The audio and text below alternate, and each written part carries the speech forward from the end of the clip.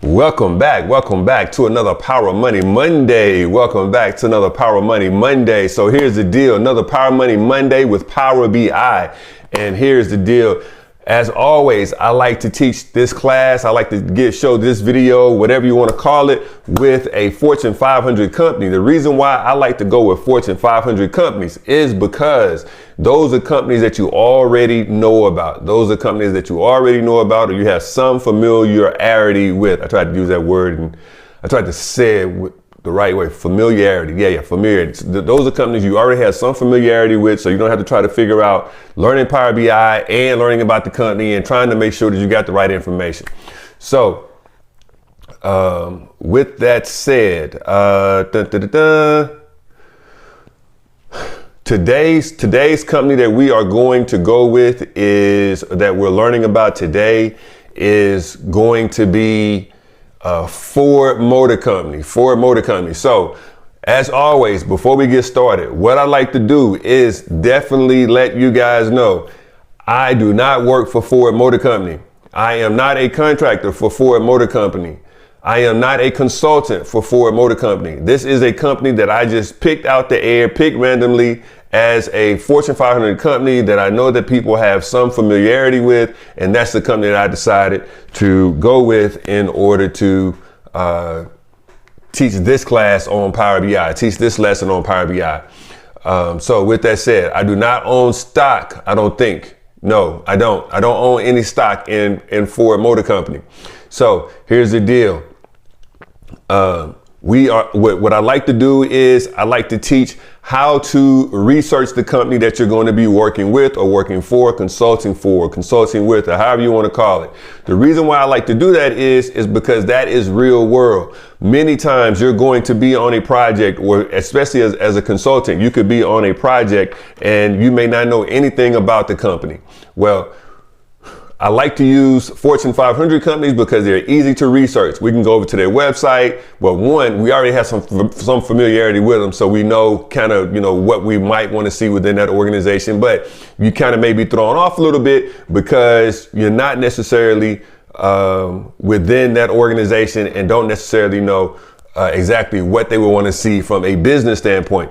So I like to use companies that we already know about, so we can go to their websites and we can research the website, get a little bit more, kind of like, you really don't know anything about the company, hypothetically, you don't know anything about the company. So you go into the website, you're doing some research, you get some idea of who the company is, what the company's about, what the company does, right? At the end of the day. And in your mind, you can start generating some ideas as to what type of, visualizations you may want to see within this particular Power BI report or within the Power BI report that you're creating. So again, I want to reiterate, I do not own any shares of Ford. I do not work for Ford. I do not consult from Ford. I'm not a contractor for Ford. I simply picked Ford because it is a Fortune 500 company, and I chose to use Ford for today's topic of discussion. Now, with that said, let's dig into this thing. The first thing that we can do, and it's definitely not the only thing that you can do, because, of course, you already know, I, have several different basic means of research. I have several different basic means of research that I like to do before. Let me cut right back now. Sorry, but they had a little call. Had a little call from us.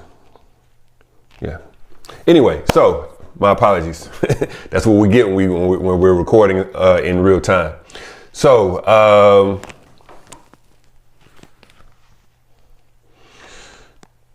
let me send a text message real quick because that could have been important.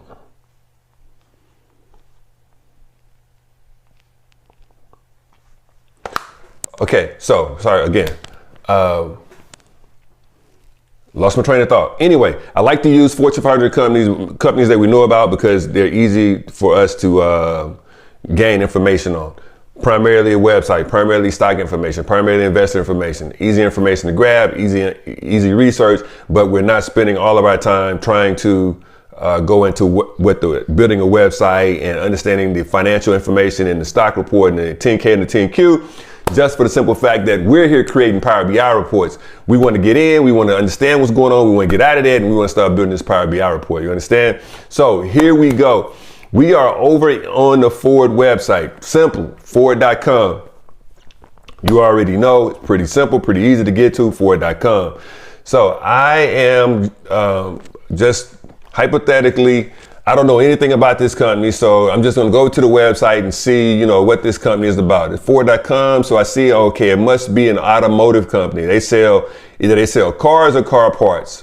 So employee pricing, what does that mean to me? I don't know. I'm just gonna go through the homepage real quick. They got trucks, so it could be a truck company, probably a truck company, Ford Field, Detroit. Okay, cool. Yeah, okay, so this company here,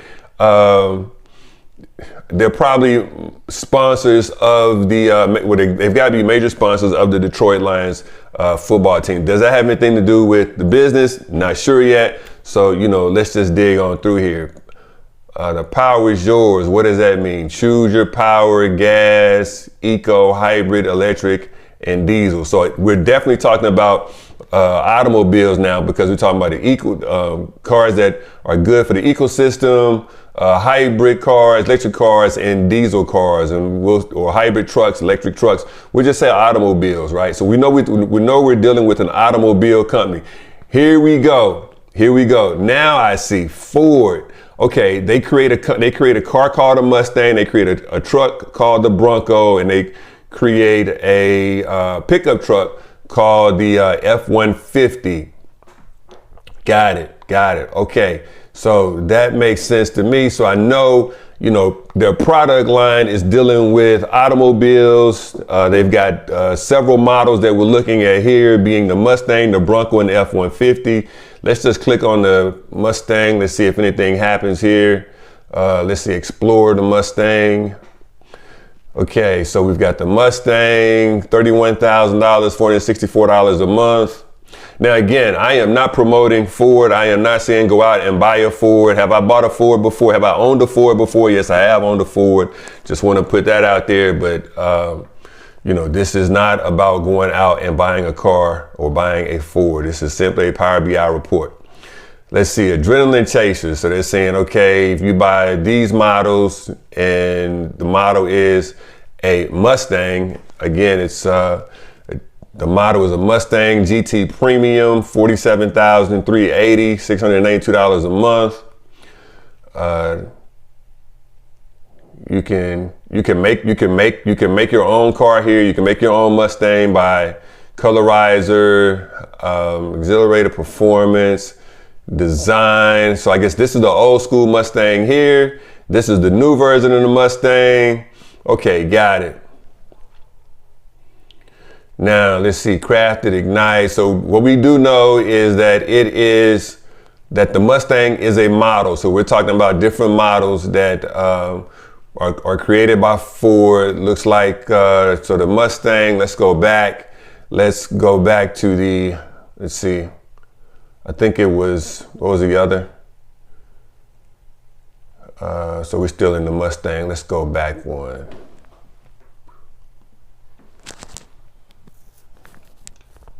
The Bronco, let's explore the Bronco. So say the Bronco is 39,630, 418 horsepower. We could do visualizations on price. We could do visualizations on horsepower. The monthly pricing is $477 per month. I don't know what this pricing, I don't know what the monthly is based on. I don't know if that's based on credit, if that's based on a down payment or what. But again, we're just getting information for the report for the website, not necessarily trying to go out and buy this car. So we got the model again here. I guess this is called the Outer Banks. The price is $47,940, $560 per month. Let's see, okay, so what we didn't do in the Mustang, we'll go back and look at that as well. It looks like there is, the models of the Bronco is an Outer Banks starting at $47,940. The Heritage Edition starting at $48,555. The Badlands is $50,095. The Everglades is $55,520, $683 a month. The Wild Track is $60,225 at $771 a month. The Heritage Limited is $69,685 at $873 a month. And the Raptor is $90,035 at $1171 a month. So you got the model, which is the Bronco, and then you've got the models within the types of models within the Bronco. So definitely understanding the different models, knowing that the company that we're working with here is Ford, and they have different models. I don't want to sign up for that. And we're going to go back, and I want to see what the different models are within the Mustang as well. So we're going to go back to Explore the Mustang, and it's 31,920 as a starting, but let's see, were there different versions of the Mustang like that? Yeah. So this is what I didn't get a chance to, what I really didn't pay attention to initially. We've got the EcoBoost for the Mustang, which is 31,920, $464 a month. The EcoBoost Premium, $37,445, $537 a month. The EcoBoost Convertible, $40,020, $609 a month. EcoBoost Premium Convertible, $42,945, $651 a month. And then we got a lot of versions of within the Mustang family. We got the GT Fastback, $42,860 at $630 a month. GT Premium Fastback, $47,380, $692 a month. The GT Premium Convertible, okay, $52,880, $786 a month. The Dark Horse, they call it the Dark Horse, but it's a white car. That's kind of funny. Is $60,635, $863 a month. And the Dark Horse Premium, now that's a beast. Dark Horse Premium, $64,630, $918 a month. So these are the different models within the Mustang family. Not sure if these are all the models within the Mustang family. Not sure if those are all the models within the Bronco family. But those are the different models within those two families. Then we're going to look at the F-150. We're going to explore the F-150. And we see it starts at $37,065, $522 a month, and we know that there's probably families within the F-150 family. So now what I want to do is go down, look at the models of the F-150. There's the XL. The XL is $37,065 at $522 a month. The STX is $44,100 at $581 a month. The XLT is $47,830 at $627 a month. The Tremor is $64,450 at $863 a month. The Lariat is $65,495 at $773 a month. The King Ranch is $73,945, $868 a month. The Platinum is $73,945 at $868 a month. And the Raptor for the F-150, we saw that there was a Raptor for the Bronco as well, and it is $78,540 at $1,098 a month. So we do know, or we have some idea, is the Raptor is the ultimate name or the ultimate model of the Ford trucks. So if you get a Raptor, or if you're looking at a Raptor, you know that the Raptor is what appears to be top of the line when it comes to the Ford trucks. Again, I am not pushing Ford. I do not sell Ford. I do not work for Ford. We're just going through here doing some quick research. And of course, when we're talking about an automobile company, the first thing that we think of when it comes to automobiles is how much does it cost?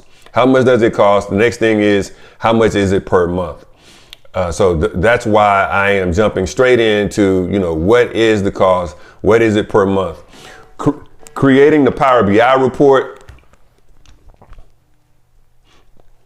Creating the Power BI report, we will see that the report that the prices that we're looking at, maybe the cost of the automobile, or we may even want to evaluate how much money per month that the company is making per month, or how much per month the company may be making based on the cost per month, and what taxes look like, stuff like that. We may look at that, we may not look at that, not quite sure, not totally sure on that, but at least we know now that we're talking about automobiles. We could be talking about colors of automobiles, we could be talking about the sales of automobiles, we could be talking about the total sales of the automobile, we can be talking about the monthly payment or the monthly revenue of the automobiles, we could be talking about the interest that we're earning on the automobiles, we could be talking about the location that the automobiles are being sold in, we could be talking about the number of customers that buy automobiles within a certain city or within a certain state or within a certain region. We can be talking about the number of models that are being sold, the number of models of Mustangs, the number of models of Broncos, the count of models of F-150s that are being sold within a certain city, within a certain state, within a certain region. These are different ideas that I'm getting now, coming up with that I can see it could be good visualizations for a Power BI report. So that's kind of why we go through the website to see, what does this company do? How is this company making money? So now we know that the company is primarily about automobiles. They have a shop. Let's see. Do we want to talk shop? What's in the shop? It says build and price. I don't want to build it. I don't want to go through all that. And so we're not necessarily trying to buy, but we're just going through here and we see that we can build our own automobile. We have a pretty good idea what that looks like. Support and service, support home. What does that mean? Help you today, support topics, order payments, vehicles, technology, other resources. So under the support topics,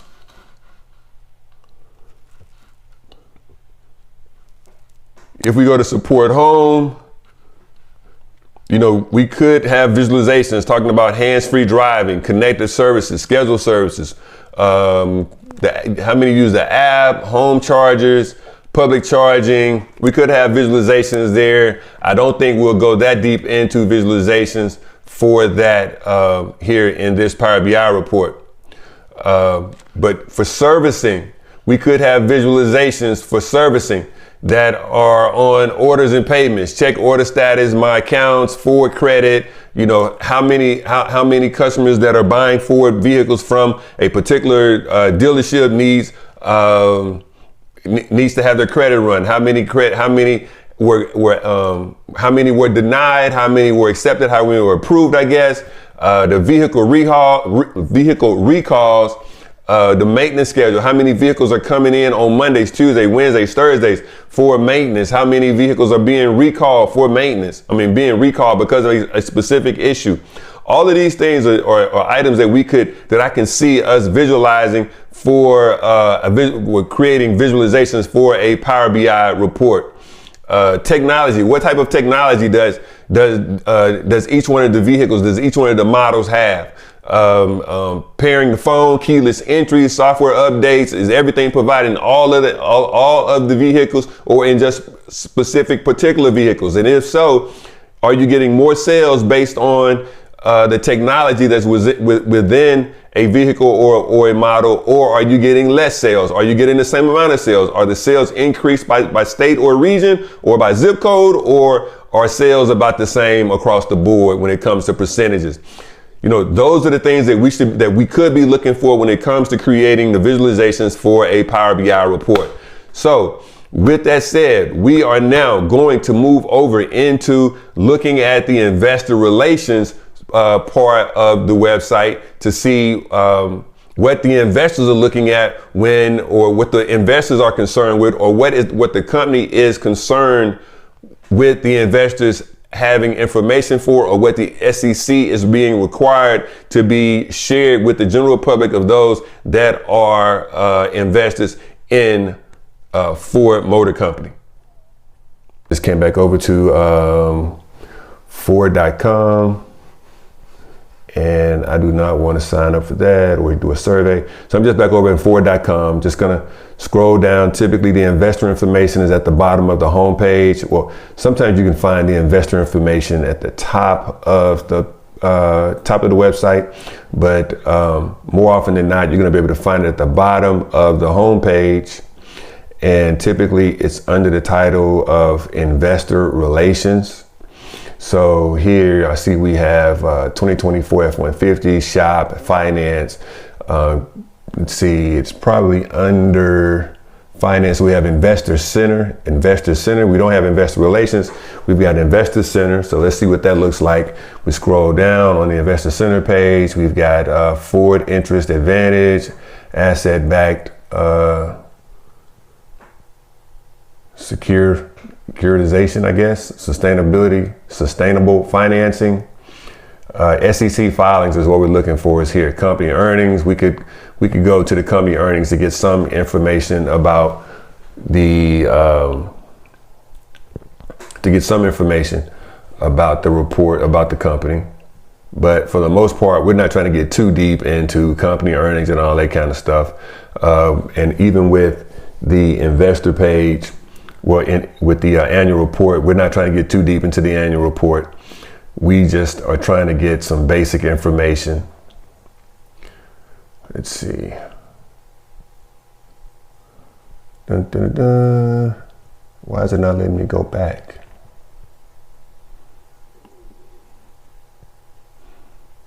Let's see.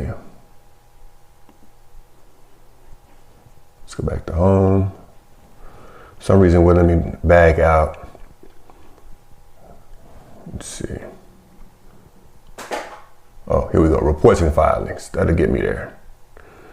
So quarterly reports, select the year 2025. Let's choose an annual report. We really shouldn't have an annual report for this year yet, but it's probably for last year. Annual filings. So we see we got the 10K that was out. That I guess the date was February 6th, but definitely had to be for last year.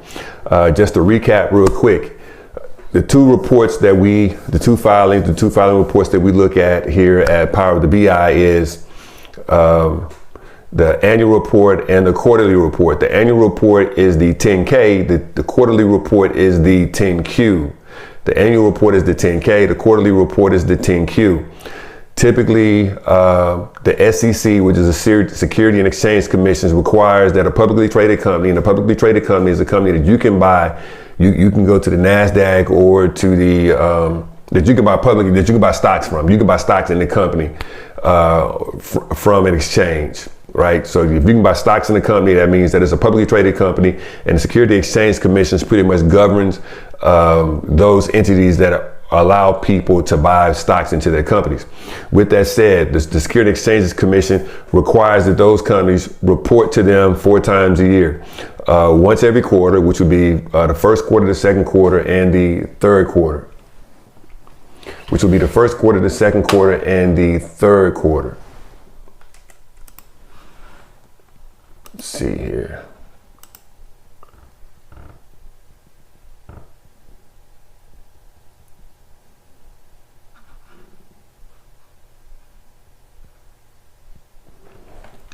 Which will be the first quarter, the second quarter, and the third quarter. And basically, there's one other quarter, which is the fourth quarter. The fourth quarter would be the annual report. The fourth quarter would be the annual report. Now, the quarterly reports, those reports are not, I don't believe those reports have to be audited, and they're not in the detail that the annual report. The annual report is in great detail, and it has to be audited by an outside entity that before it's provided to the SEC. So with that, the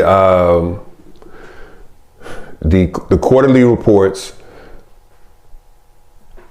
don't necessarily have to be April, May, and June, or January, February, March. I mean, however the company breaks up their annual year, that's how as long as it's broken up into 3 months, that's what their reporting status or reporting time frame would be. So in the very basic scheme, April, May, January, February, March is a first quarter. April, May, June is a second quarter. July, August, September is a third quarter. October, November, December is a fourth quarter. But your quarter could start in March and be March, April, May could be your first quarter. June, July, August could be your second quarter. As long as you have a standard routine. I'm not exactly sure of how what the rules are when it comes to the SEC. If you set up a quarterly time period, can you change the time period? I don't know. Not sure. But that's what that looks like. Typically here at Power of the BI, when we're doing Power Money Mondays,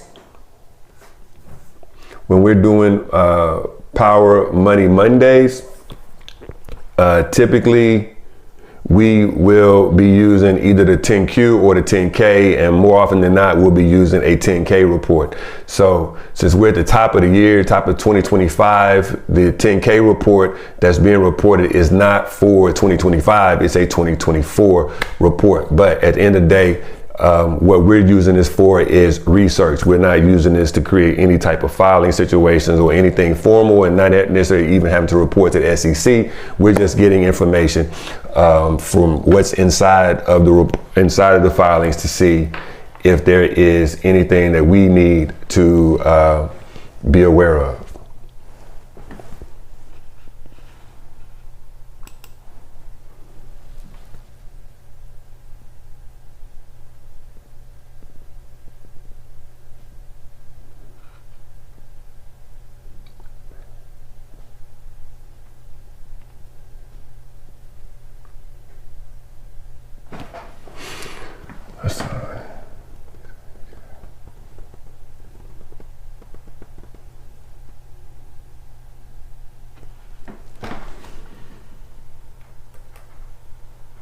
Sorry.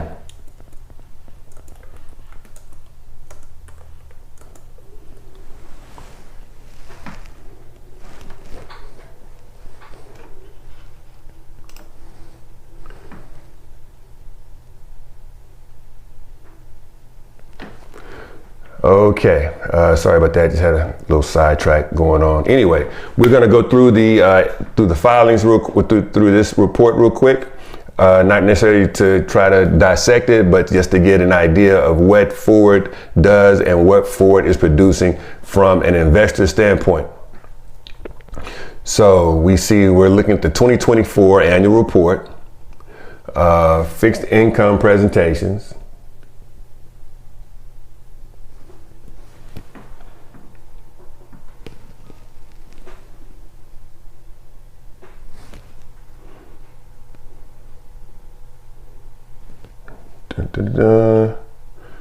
And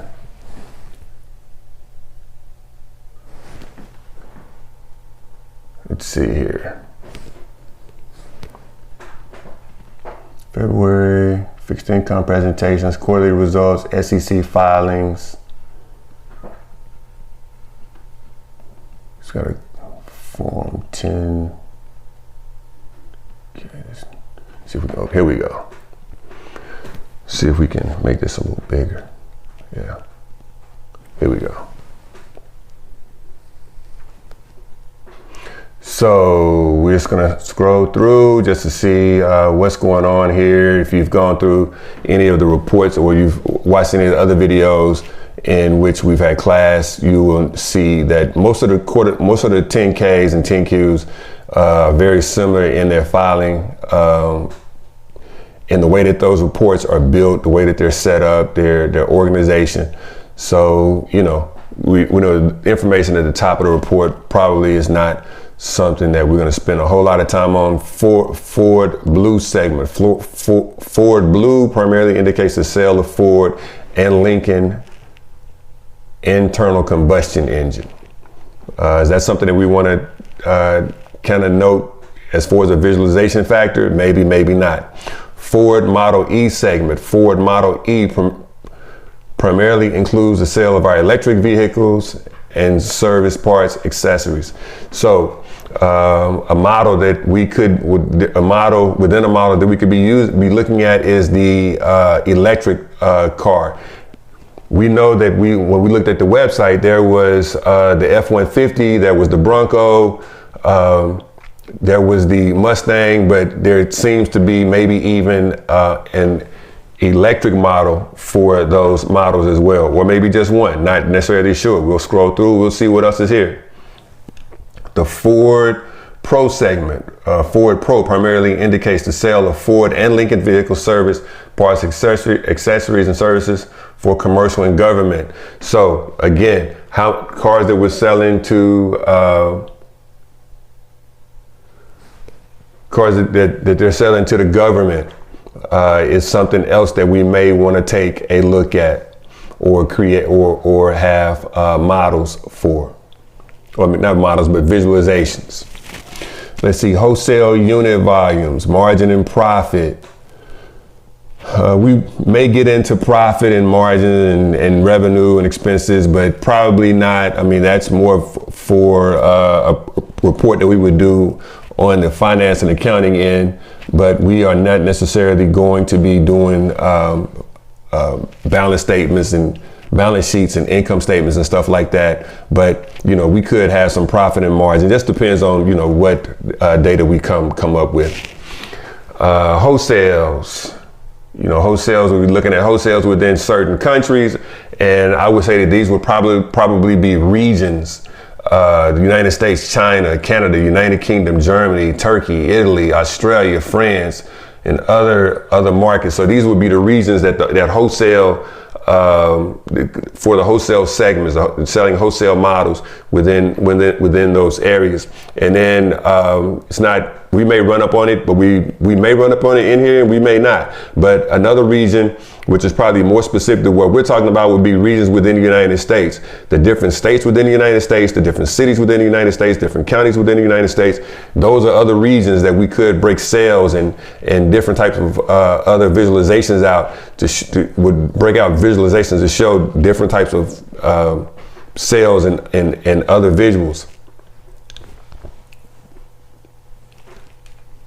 Let's see, electric vehicles, hybrid vehicles, internal combustion internal combustion vehicles.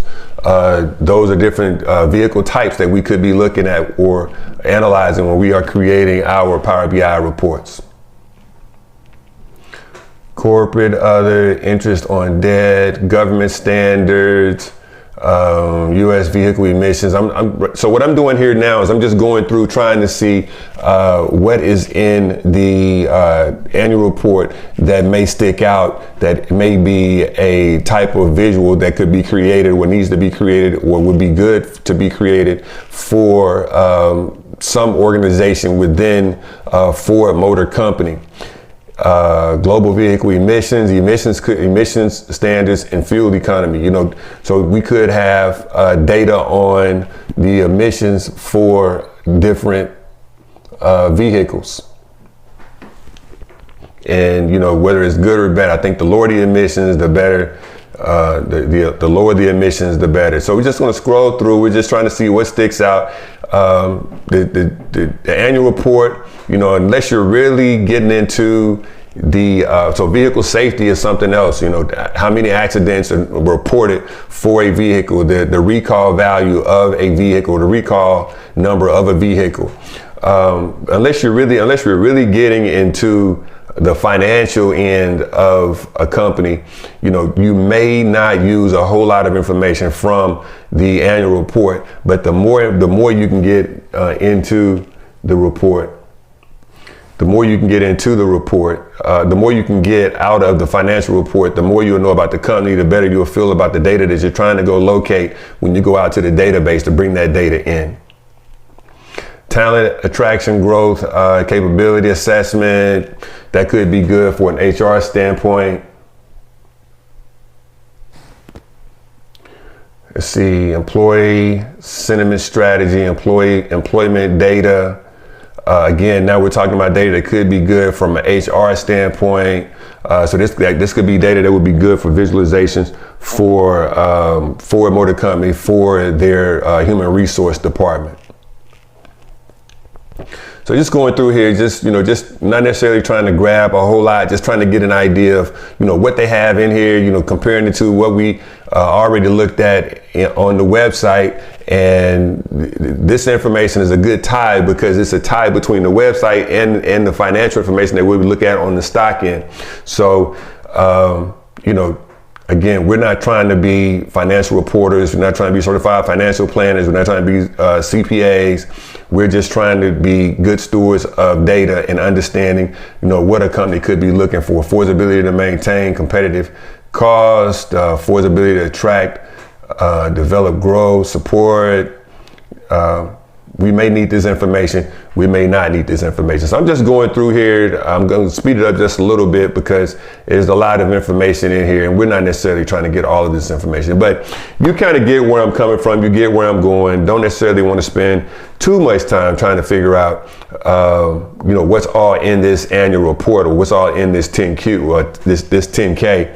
We just want to see, get basic information of what's going on within Ford. We got some basic information for a customer from the website standpoint. Now we're getting basic information for Ford from an investor standpoint, using the Investor Center or Investor Relations. Of course, in this particular case, they're calling it Investor Center here using Ford. Let's see, cybersecurity strategy and risk management. There could be data out there on cybersecurity and risk management. Not necessarily sure, but we can jot that down. We can write it down. We can take a note. We can go through the database and pulling out the tables. Then we can see if there's information out there that we want to use. Product liability matters. Of course, product liability matters. Asbestos matters. Of course, asbestos matters. Consumer matters. So all of this is information that's good for investor relations, the Investor Center. We're not going to spend too much time trying to beat the dead horse. Here we go. Here we are looking at executive officers within the organization. Very seldom, probably more often than not, we're not going to be creating visualizations on those executive officers. We're not going to be trying to figure out how much money they make, how many vacations they take, what their packages look like, and none of that. We're doing visualizations on the actual organizations, the actual organization itself, not on the individuals. We're getting into sales and shares and all of that kind of stuff. So now we're looking at shares and purchases and the price of stock. And we'll go a little bit more into stock price here in a second. But here in the annual report, we're looking at shares purchase, paid cost, average price per share. I thought it was kind of wild for average price per share to be $10.81 for Ford. I mean, I really value Ford a lot more than just $10.81. But I mean, if that's the price, that is what it is. I'm not sure. And again, I don't own any Ford. So not necessarily totally sure about what that looks like, but we'll look at stock price here very shortly. Going through, we see here we're dealing with the regions again, restructuring by geography, and of course geography is always going to be a region. Europe, North America, China, and then other. It would be regions. And then different types of models or other items, the EV and the Transit Connect, EV program, dispute. These are just items that are popping out at me, not anything that we've just got to use. I know when I see GAAP, we're talking about accounting. I think that's generally accepted accounting principles. Again, we're not going to be creating any balance sheets or income statements, anything like that, financial statements. But for those companies that do decide to start using Power BI as a financial, to manage their financial organizations, the automation within those organizations are going to be off the chain. So let's see here, wholesale, Ford Blue segment. We talked about Ford Blue earlier, and now we're looking at the finance end of Ford Blue, being the wholesale revenue, EBITDA. So, again, we're not going to be creating those reports here in this class. So I'm going to skim on through here. So here we go. At the end of the day, we've looked at the website. We've looked at data. We've looked at Going through the website, got some general idea of what type of visualizations we may be able or may want to create using the website.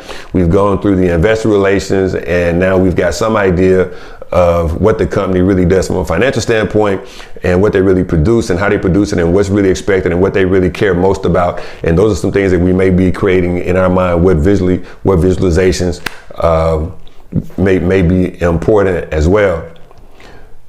Next, what we're going to do is we're going to look at the current stock situation, not necessarily the annual stock, but just the current stock over the last year or so, and see, what the different stock prices, what the different stock price is. Not encouraging anyone to go out there and buy Ford Motor Company stock. Just want to, as another part of our due diligence, is understanding what this organization is, how, it being a Fortune 500 company, it give us an understanding of what a Fortune 500 company is really built on. And then once we finish going through our segment on seeing what the current stock looks like, we're going to move into building the Power BI report and trying to use some of the concepts or some of the ideas that we come up with as we did the research with the website, with the investor relations, and with the current stock to allow us to create the visualizations that come up in our mind for the Power BI report.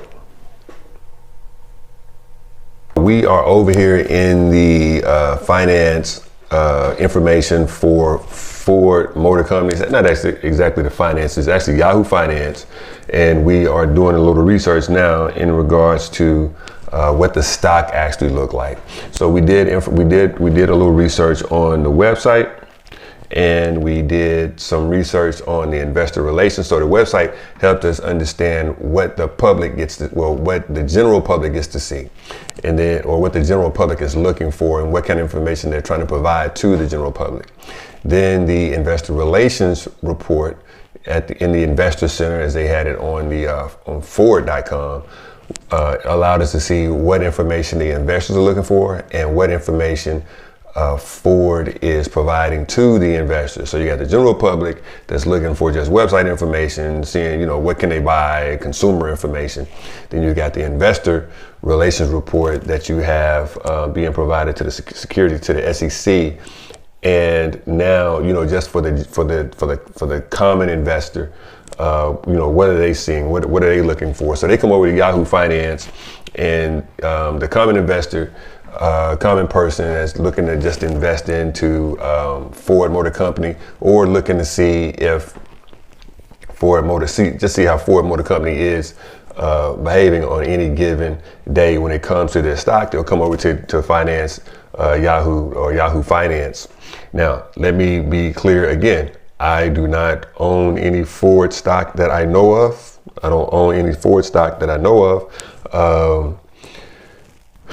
I don't work for Ford, and I am not a financial advisor. So this is not a session on teaching you how to invest in Ford Motor Company. This is simply a session to add to your research of a company that you are going to create a Power BI report for. So we're going to use the stock information here just to do some research. We'll actually bring this data into the Power BI report as well, so that we can create visualizations using stock performance.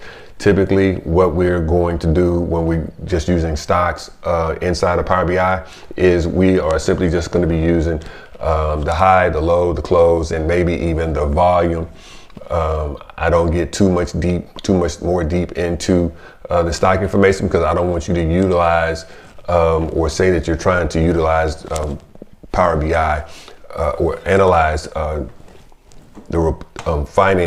stock information to make financial decisions and stock choosing decisions. Again, I do not own Ford stock, and I am not pushing you to own Ford stock. I'm not telling you not to own to buy Ford stock. I'm just saying, hey, this is research for Power BI.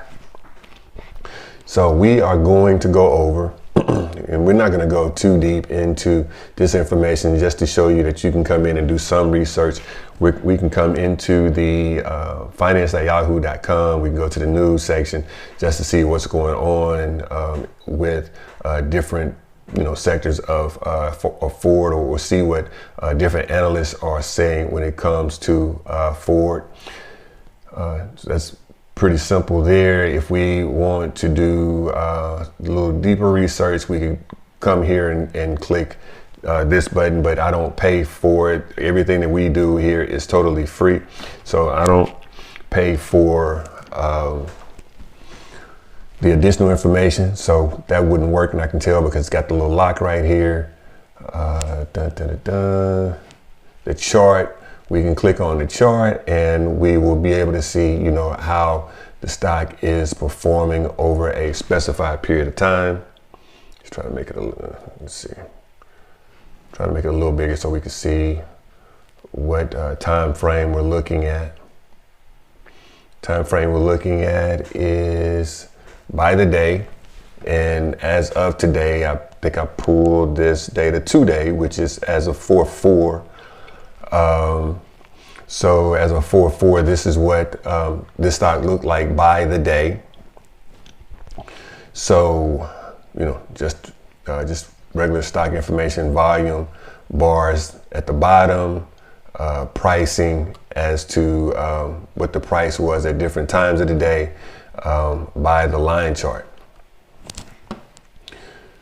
Let's see here, we've got a community area where we can just do some research, just get some opinion of what's going on within the community. Look at some of the comments when it comes to Ford. What are they talking, how they responding to the company. I don't really want to get too deep into the comments because I don't want to persuade you or dissuade you one way or the other.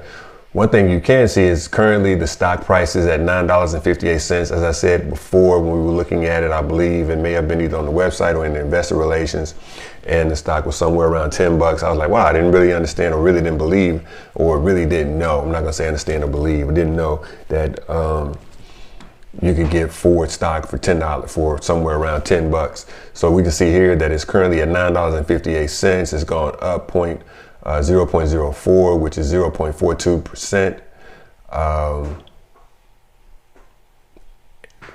Not going to get too deep into the cost, into the stock cost, but bottom line is we're right at $9.58, $9.59 per share if you decided you wanted to buy some Ford stock. We can look at these statistics as well. If we come over to finance.yahoo.com, and we can see what some of the financial information is, the market cap, enterprise value, trading PE, forward PE. I'm not exactly sure what trading and forward PE is. PEG ratio is expected, not too sure what that is. Price, let's see, I can't really see that. Let's see. Price per sales, price per book, enterprise value, revenue, enterprise value, EBITDA. So we're digging into the definitely into the revenue and the EBITDA when it comes to we're digging into financial information, financials that will be found on the financial statement. I want to believe it's going to be the income statement where this information will be found. But again, not going to get too deep into that. Looking at the financial highlights, fiscal year end. So as I said before, you don't necessarily have to have your filings, your quarterly filings and annual filings set up to be by January 1 to December 1. But it appears in this particular case, their fiscal year ends 12/31. Their most recent quarter was 12/31. So that pretty much tells us that the fiscal year ends on 12/31, so it starts on January 1. So this would be a good place to go to see when fiscal year starts and ends. Hadn't really looked at that before, but this appears to be where we can come. Profitability, profit margin, 3.18%. Not gonna get too deep into that. Management effectiveness, return on assets, income statements, all that information that's on the income statements, share statistics. You can all find all that information right here. The 52-week change is minus 28.16%. 52-week high was $14.85. 52-week low is $9.06, and we know now that it's somewhere around $9.58. So it's higher than the low and it's lower than the high. It's higher than the 52-week low and lower than the 52-week high. Again, this is just somewhere where you can come and you can do your financial research. I'm going to go over to the historical data, which is going to be the data that we're going to be using inside of the Power BI report. Now, again, when we create the Power BI report, me and my team, the data and the data sets that are being used in the Power BI report is not actual data. It's data that we created for a company that would be the data that we created for the simulation of a company that's similar to Ford Motor Company, but it is not actual data of any company. We made up all that data. The only data that is real is going to be the data of the historical data, which you can find right here, the historical data. The historical stock data. This is data that will actually be used inside of the Power BI report or inside of the data view. You'll be able to see this particular data, but all the other data we are not going to, all of the other data is all data that we made up. This data here, the historical data, is data that will go back from April 4th, 2025, which is as of today, and we'll go all the way back to, I would believe, April 3rd, 2024, I believe. Yeah, April 5th, 2024. So it goes back 365 days, if that's an actual count of 365 days, or somewhere fairly close to that 365 day mark. It's going to go back a year. So what I want to do now is I'm going to come back up to the top of this historical data, this stock information, and I want to see, you know, I know that the current stock is at $9.58, but I'm going to look and see what the close was on previous days. $9.58 as of today. It was $10.03 at one point. Looked like $10.29 was at a high at some point. We're at $9, $9.36, $9.34, $9.36, $9.21. $10.08, $10.16, $10.21, $10.38 is the current high that I'm seeing as far as a close within the last 365 days. We already know we went to the, let's see, we got $10 and I thought I saw there $10.56. But we've already seen the financial information and said, hey, this is what the 365 day low is, 365 day high.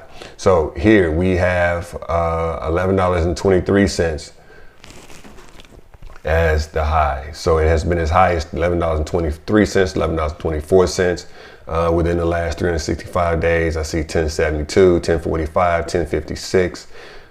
And again, we're currently at that $9, or the company is currently at that $9.58 mark, $11.27.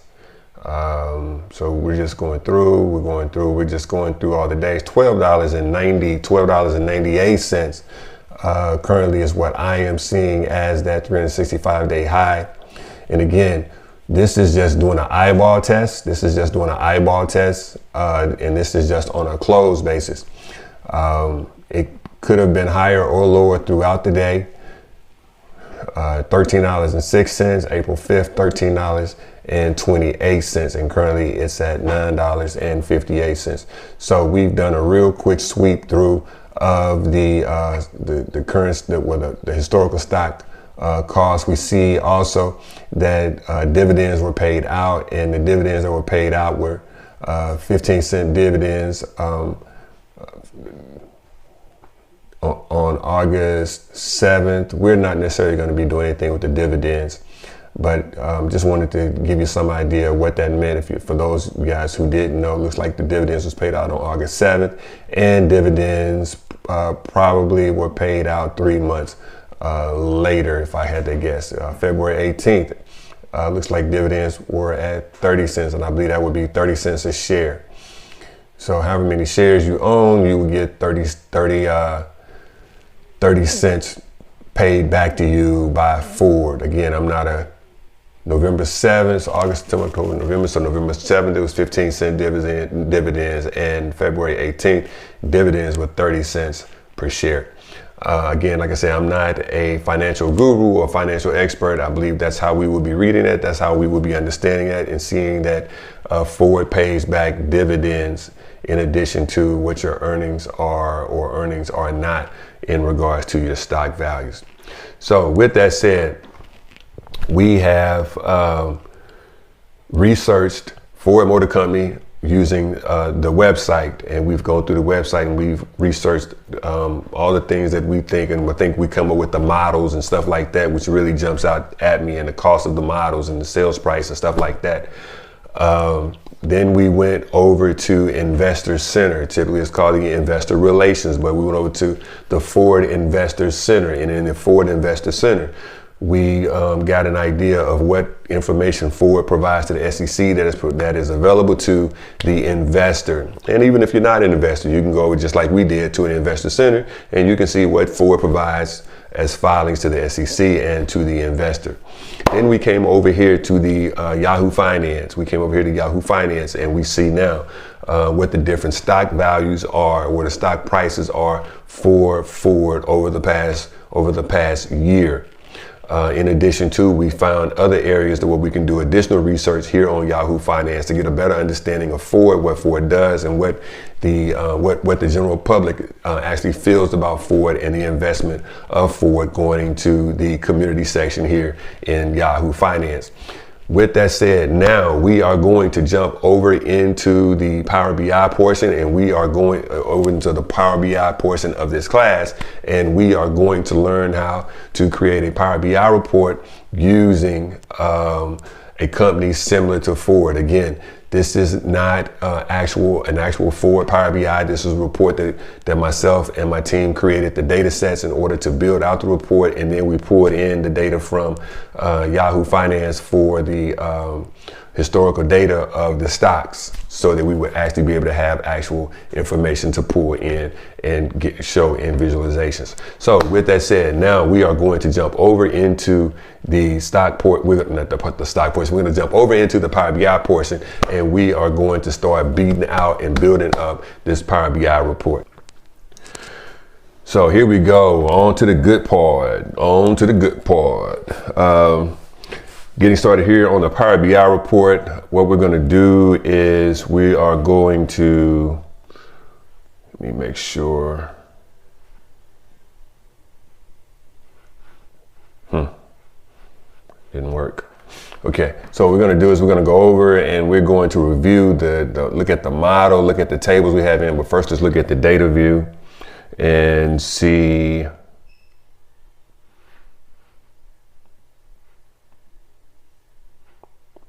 Let's see. Look at what data we have in this report. If we look here, I have some measures that I have already created to save us some time, but these are measures that we will use. These are measures that we will use in the report here a little later as we begin to build out, the formatting of the table, and all the real estate is good. Got the model percentage, total count. Let's see, model percent of total sales, total sale price by state, total sale price by region, total sales by sales rep. Here is model percentage of total sales price by state, total sale price by region, and total sales by rep. I just want to create some measures that I would typically use in a project such as this one. Excuse me, grab me a bottle of water. All this talking.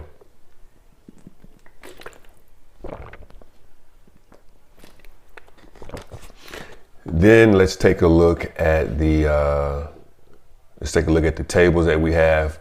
We've got a current stock table, which is the stock from the Yahoo Finance.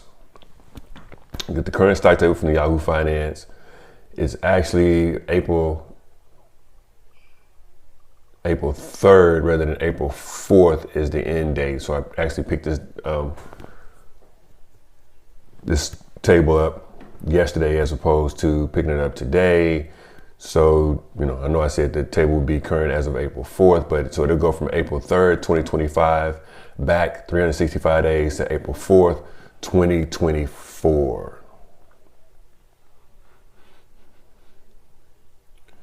And we have our Ford dealers table, which shows all of the dealers here.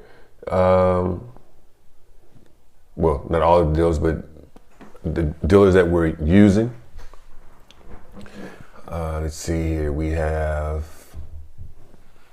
the Ford models, which is the models that we'll be using in this Power BI report. Would be the F-150, the Mustang, the Escape, the Explorer, the Bronco, the Ranger, the Mustang Mach-E, and the Maverick. If you remember, we spoke about models on the website, but we didn't talk about all of these guys. But of course, we know that these are Ford models. We also have Ford sales transaction table, when sales were being made and dates of those sales being made. And we have a regions table, which is very important because why is it not coming up? Oh, it's actually outside of our area here, preview area. You may be able to see it. It's outside of my preview area. But the regions that we have is the Midwest, Southeast, West Coast, Central, and Northeast. And each one of the regions would be associated with a state. So these are all the tables. So this is one of the first things that I would do coming in when I create a Power BI report.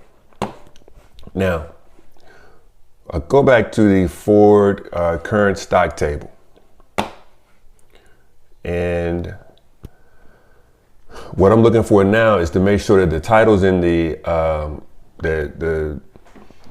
titles for the columns are all, in the header. So we've got date, open, high, low, close, adjusted close, and volume. If they were not in the actual header, and we'll probably see it in another one of the other tables, but what would happen is it'll be listed as one of the values instead of one of the columns, and it'll just say maybe column 1, column 2, column 3. In this particular case, we're good. So I'm going to go down to the next table, and the next table is going to be the Ford dealers table.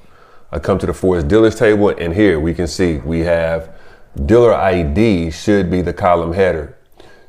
Given that it's not the column header, what we're going to do is we're going to go over to transform data.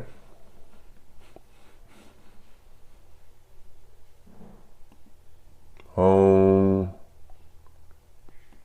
transform data,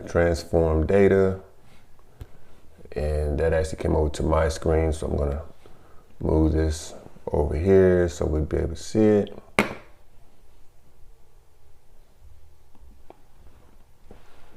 I'm gonna go to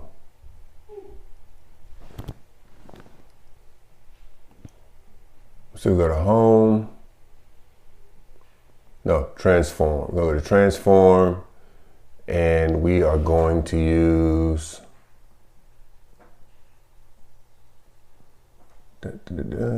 can't see it here. Let me do something. Bring it over. It's not moving. Come on, bad boy. Yeah. Transform. There it is. I just want to see it. It's kind of small on my screen. So I've got use first row as header. So now dealer ID is going to be the title of that column, and then we have all of the dealers inside as values under dealer ID. Gonna go Ford models.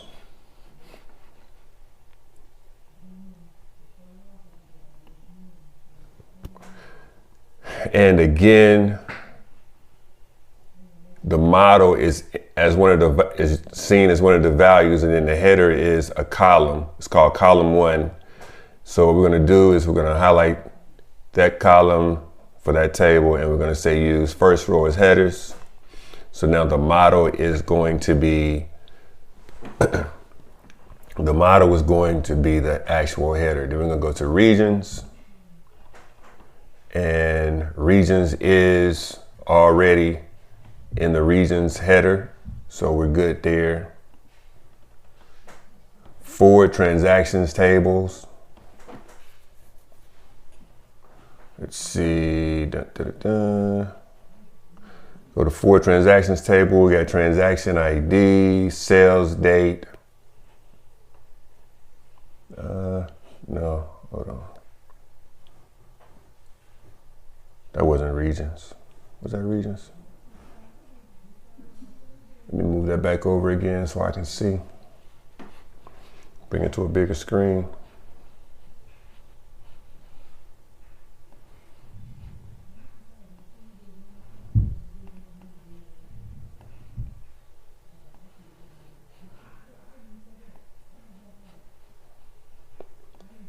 There we go. It wouldn't drag for me. So that's the current stock table. I know it was kind of funny. I couldn't read it on the small screen.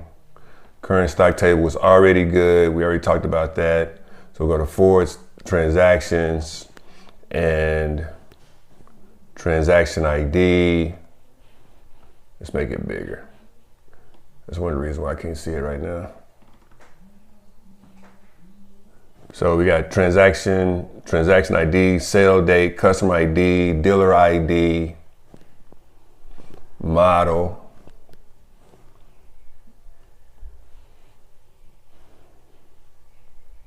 So it appears that this table should already be correct as far as the headers. And it is.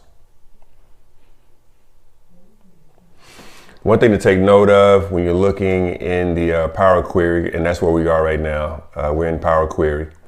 So if you see here, we have a little calendar up here that lets us know that that's already formatted as a calendar. And we have let's see. The calendar is already formatted as a calendar. The state is formatted as text. The region is formatted as text. And that'll be shown with the little ABC.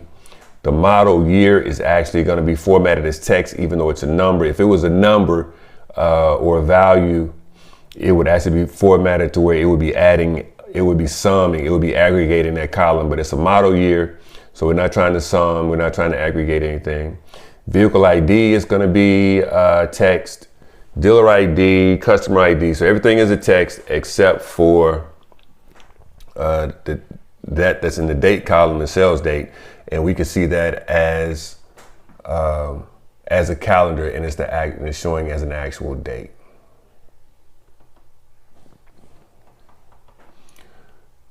It's kind of small. I'm just trying to see, close and apply. So I'm going to bring that back. And I'm going to hit close and apply. Because I want everything, all the changes that we made, I want to make sure that all of that information is over. Come back over to home. Okay, now, before we go any further, again, what I want to be very clear on is the data that's in here is data, the data that's in this Power BI report is data that myself and my team made up. The current stock information or the stock data, that data is actual data, it's historical data as of today, a few days ago. It's historical data, it's data that we actually pulled in from Yahoo Finance. So that data will actually be, I'm not gonna say relevant, but it would be, it's actual data that we put in. We didn't make that data up, that's data from Yahoo Finance. But again, the data from the data sets that are in here, this is data that we made up. We didn't pull this data in from the website. We didn't pull this data in from investor relations or anything like that. This is data that we made up.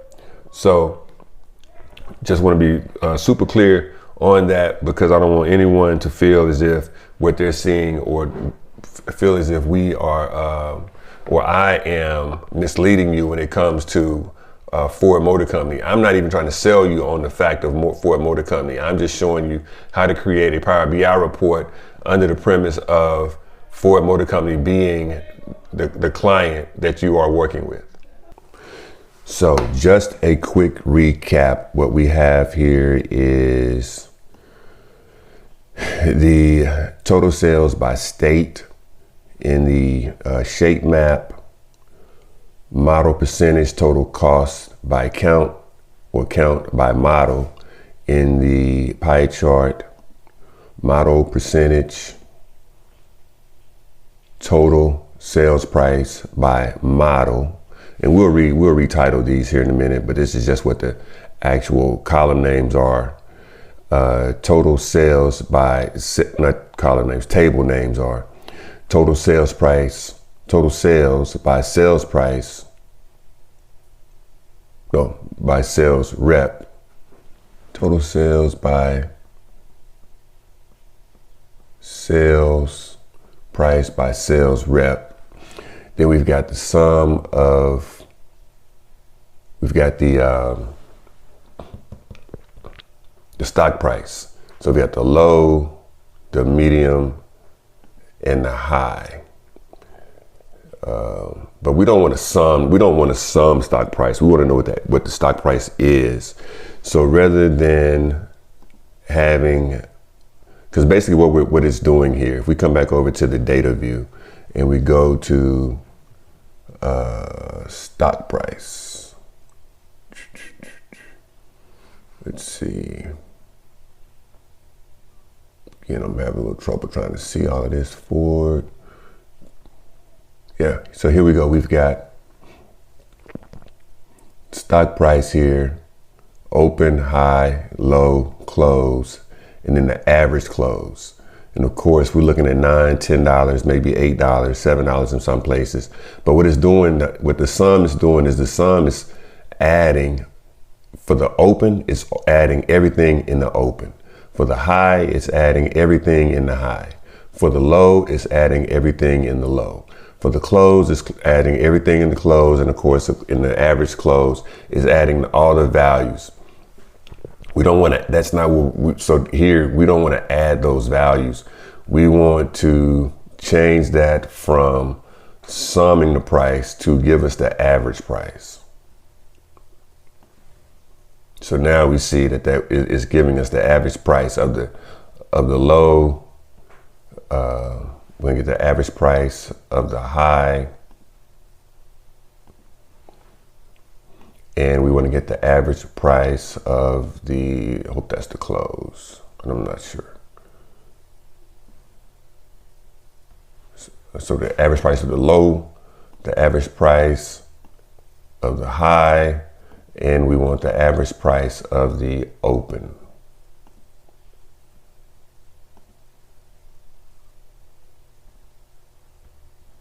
Let's see, that didn't change. Average. Okay, now that makes more sense.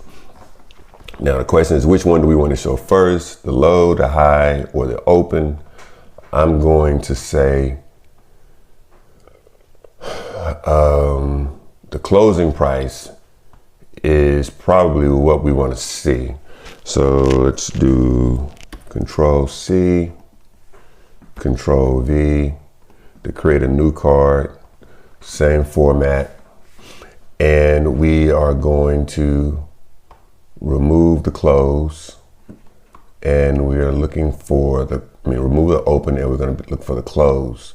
Bring the close in, and it's summing it again. So we're going to do average.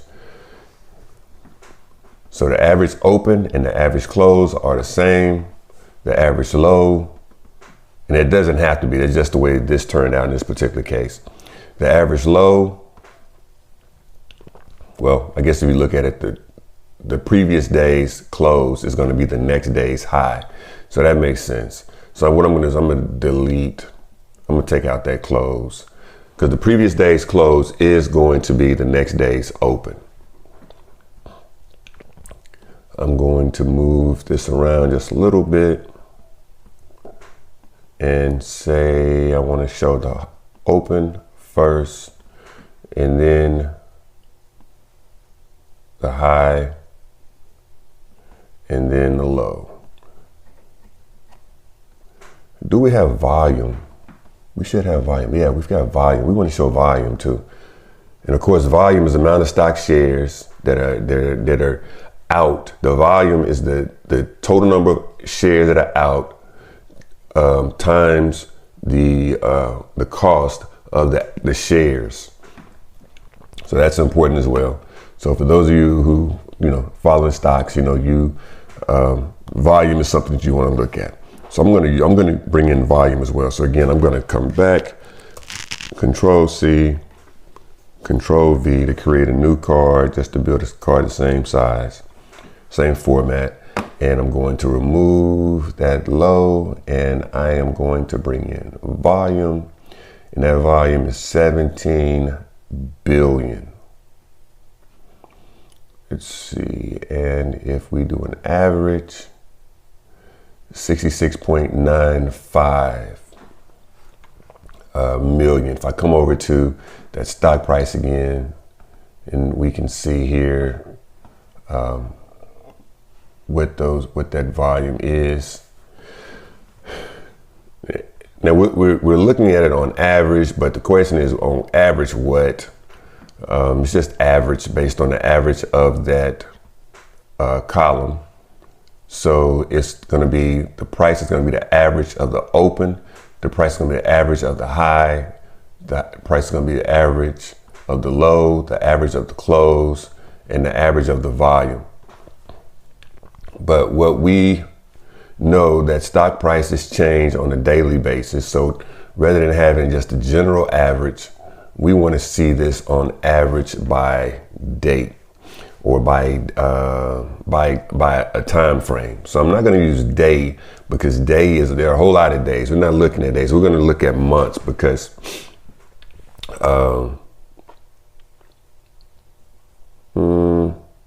let's see. Let's use a slicer.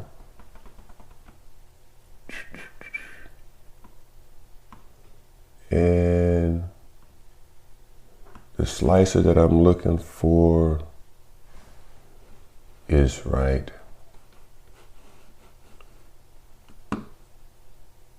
here.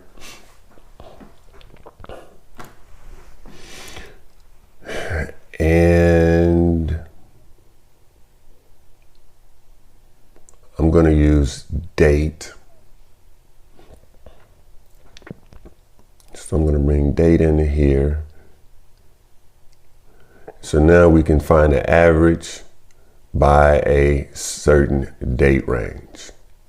If we wanted to find the actual price of a stock, we wouldn't necessarily come here, but we just, when we're using the Power BI report, now we're trying to see what was that average, what was that price looking like within a certain date range, and we can just slide back and forth and get that date range. I'm just gonna make this a little smaller. I think I want to make my logo a little bigger.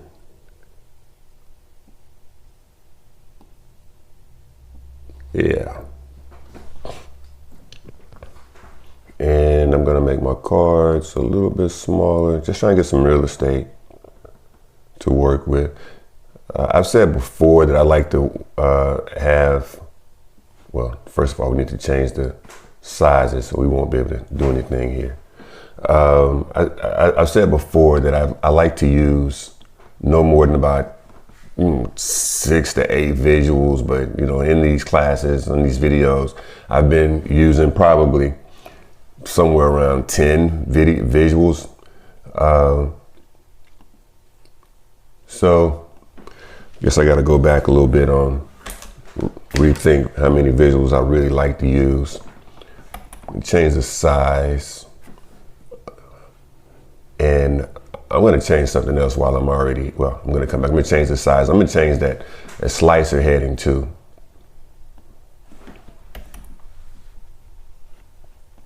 So I'm just going from a 40 font to a 25 font.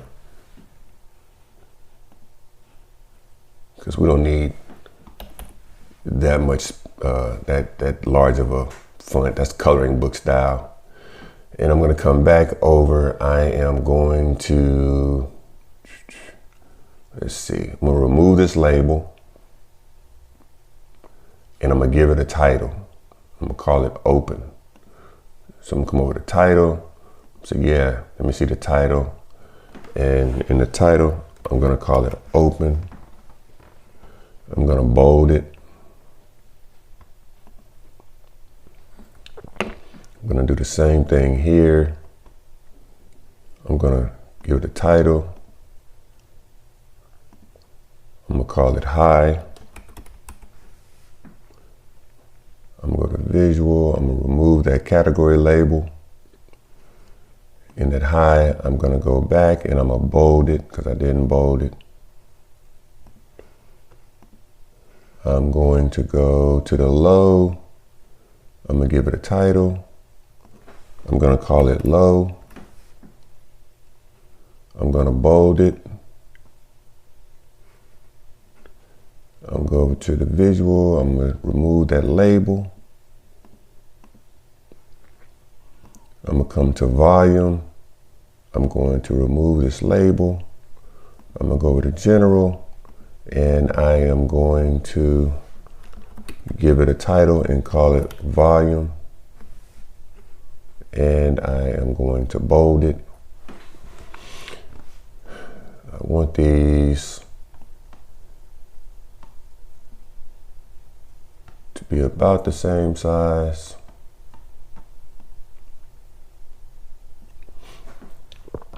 So I'm just going to come over to properties.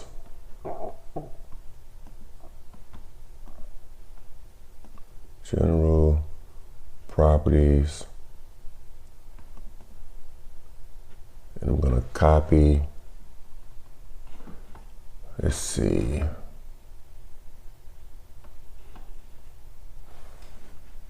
Let's make it a little bit bigger so I can see what's going on.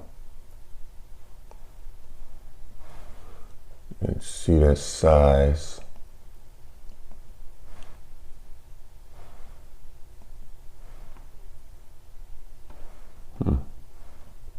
Still can't see it. Oh, that's because I'm trying to get the data screen, the visualization screen to change, but it's not going to change. Let me just drag this over so I can see what that size is. 73 by 110. I'm going to actually call that 70 by 110. Couldn't see it on my screen. So I just call this 70 and the width is 110. So I'm going to change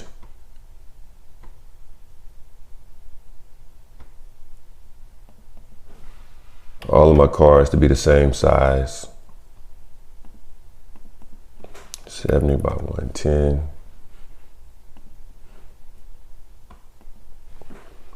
70 by 110. This volume may be a little bit different because it's more text in the volume than it is in the other card. So we may have to make this a little bit wider. 110. So it worked out. Not sure. I probably want to get a volume a little bit more space though. So I'm gonna call it 120 just in case it becomes a 3-digit volume rather than a 2-digit volume. I'm just gonna try to line these guys up.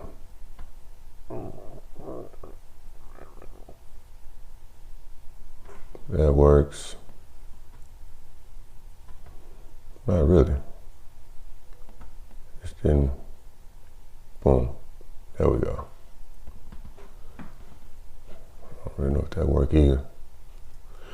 Just trying to get a little aesthetic piece going on with the real estate. So yeah, that looks a little better.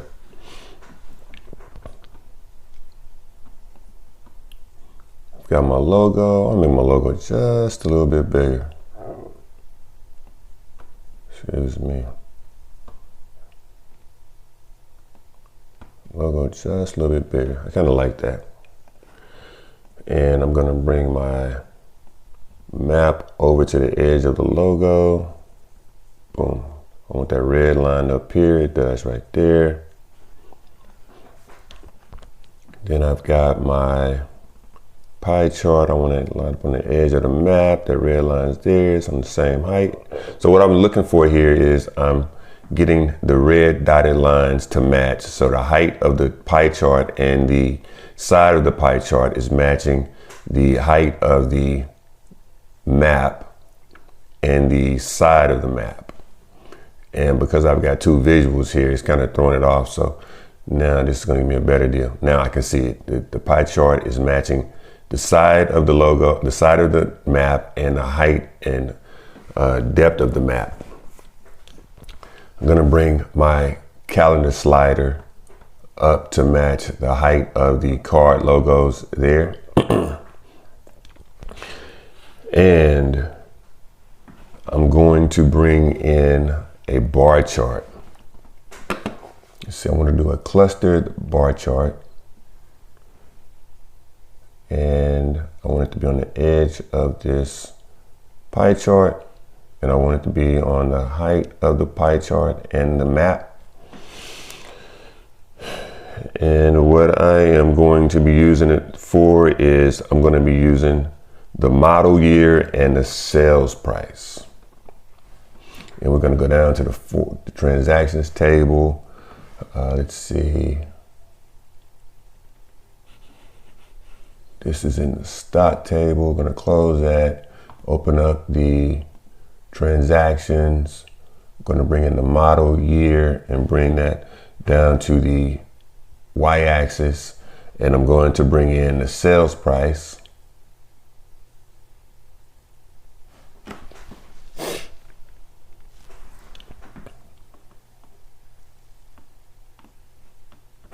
And we're going to put that on the x-axis. Okay. So we're getting a little bit of character now. We're getting a little bit of character. There's a lot going on here with this pie chart. We'll decide if we want to keep it here in a minute.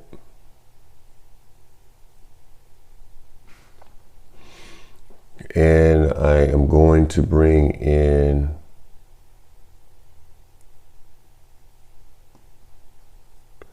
a bar chart. And the bar chart I want to get is a clustered bar chart. So it's here. The spacing is already there.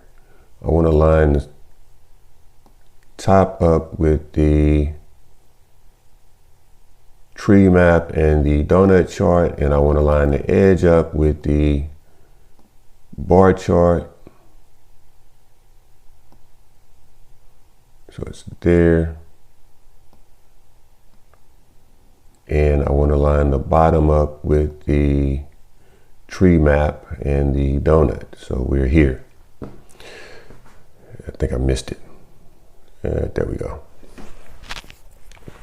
And in the bar chart, in the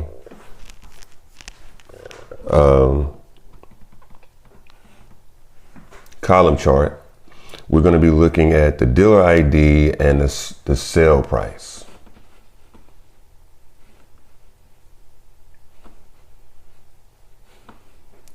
So we're going to bring sales price into the y-axis and dealer ID into the x-axis.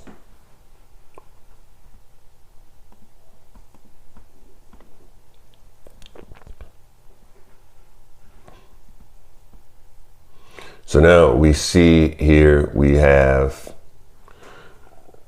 a lot going on. So we're going to stop with the visuals here. Now it's going to be a case of which visuals do we want to keep? Which visuals do we want to get rid of. Here we've got, including the logo, we've got 1, 2, 3, 4, 5, 6, 7, 8, 9, 10, 11. We've got 12 visualizations on this page. This is a relatively busy Power BI report. Almost turns into a coloring book when we have this many visuals. So what we are going to do is we are going to, again, let's see, 1, 2, 3, 4, 5, 6, 7, 8, 9, 10, 11, 12. 12 visuals. It's pretty busy. It's pretty busy. So we've got some sales price we got sales price by state. We got percentage of total count by model, which is the number of cars being sold. Sales price by model year. Sales price by sales model. Total sales by sales rep, and sale price by dealer ID. So at the end of the day, what we're really analyzing is a sales table showing that's including the stock information. So the question is, excuse me, let me get a little drink of water here.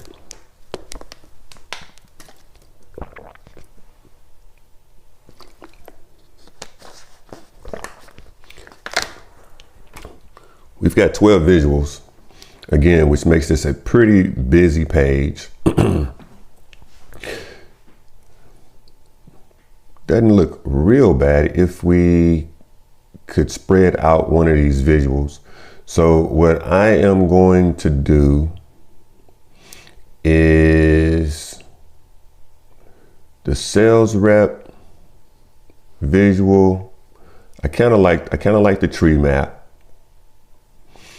Because we can select the sales rep and we can determine what we want here. I mean, everything is interacting.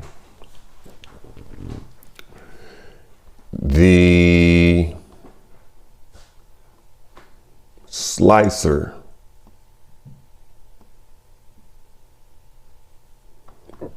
is only interacting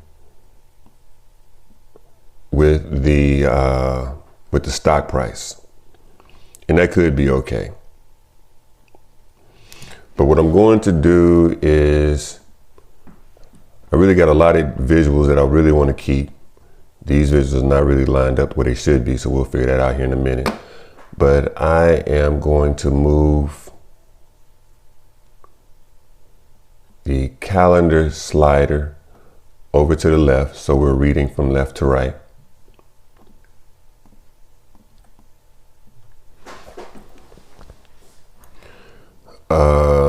Dun, dun, dun, dun.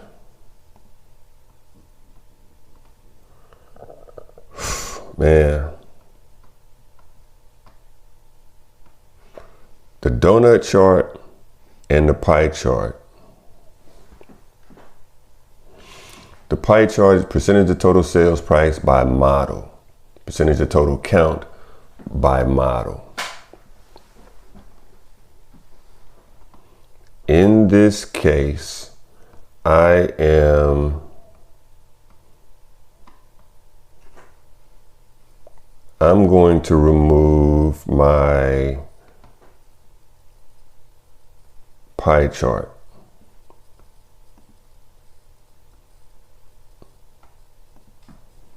Gonna remove the pie chart.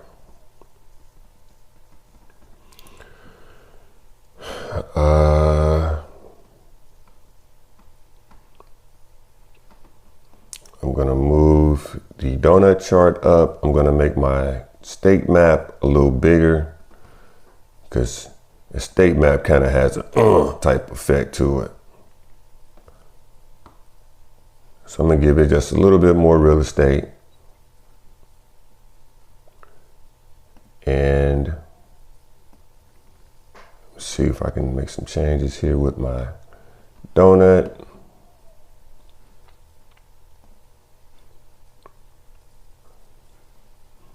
This is really a lot of wasted real estate here. I don't think that was a good move. because that pie chart, the state map is staying the same size until I get here. So if it's going to be the same size, I don't want to waste all of that real estate, because I'm wasting real estate. I'm wasting real estate up here, and I'm wasting real estate down here. If it's going to remain the same size till I get to here, I can keep it here. A horizontal visualization that I'm using is the bar chart.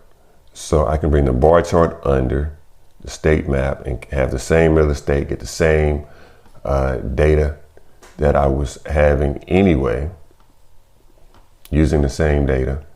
And I can,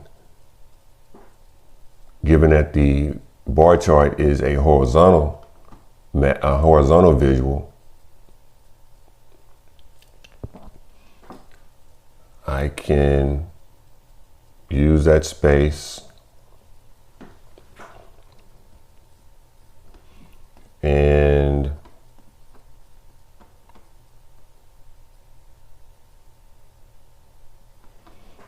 let's see.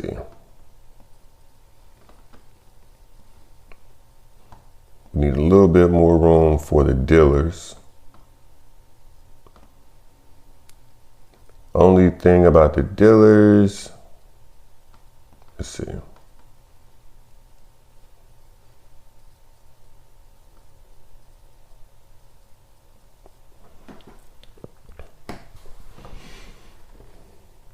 We've got 1, 2, 3, 4, 5. We can probably keep all of them if that's all the dealers. So we're able to see all the dealers. We can see all the years. This donut chart, we can, it's a little busy.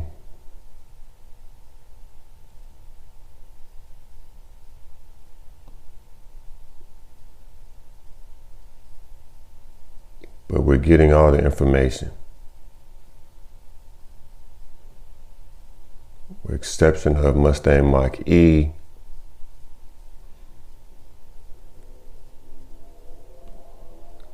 Now we're getting the Mustang Mach-E here. We weren't able to see the Mach-E at first. So now we're going to come over and we are going to get a tree map a little size.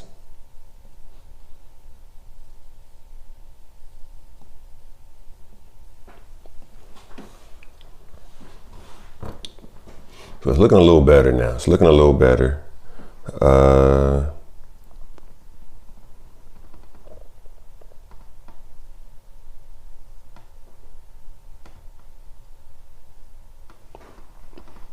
I'm going to bring this date slider back over here. And the stock information,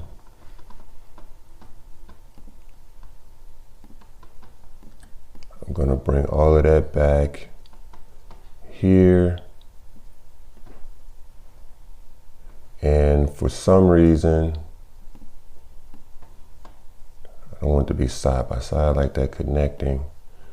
So I'm going to try to say there and here and here. Then I'm going to select them all.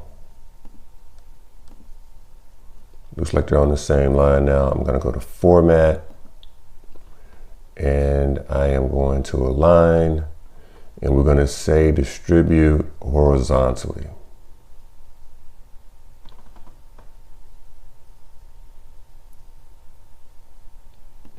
Which is going to give us the same amount of space in between each one.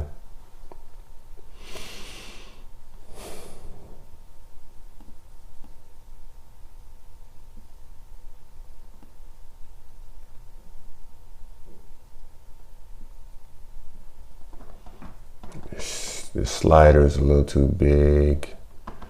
So I'm going to say slider settings, no.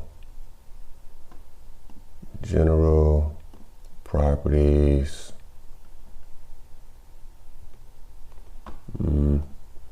That should be about right. Visual.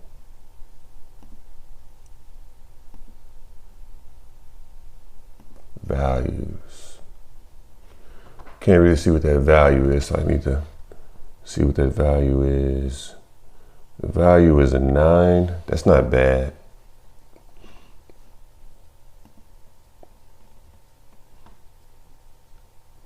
So let's see here. What can we do? Just make it a little taller.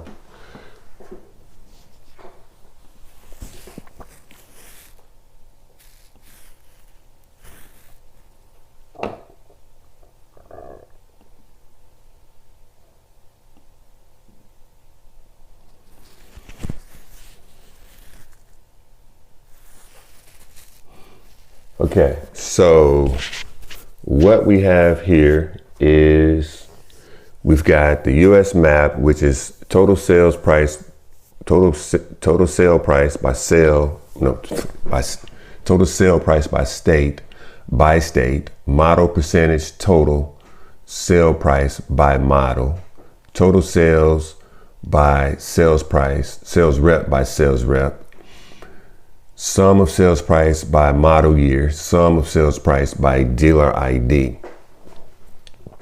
So the titles right now are all default titles, and they're using the title of the column that the columns that we're using and saying by. So it's 2 columns that we're using in each, and that's what it's calling it.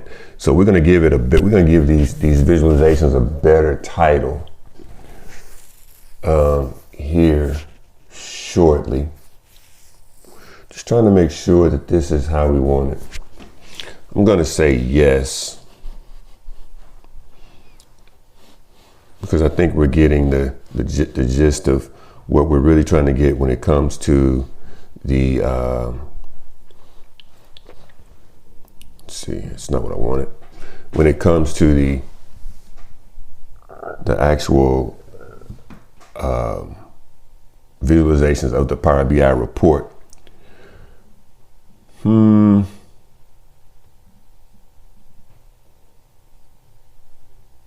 think what I want to do, I don't like having this bar chart on the same line as this column chart. So I'm going to move these visuals down to the second line.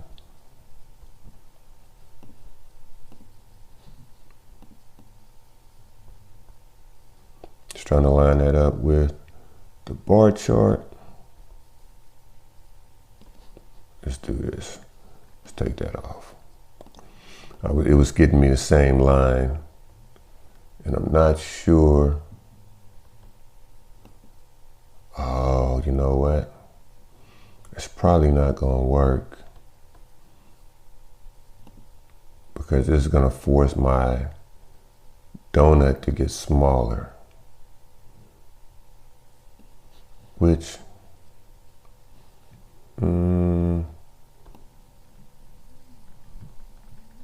let's see.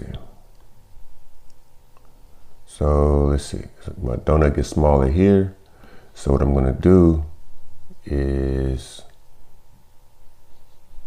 go ahead and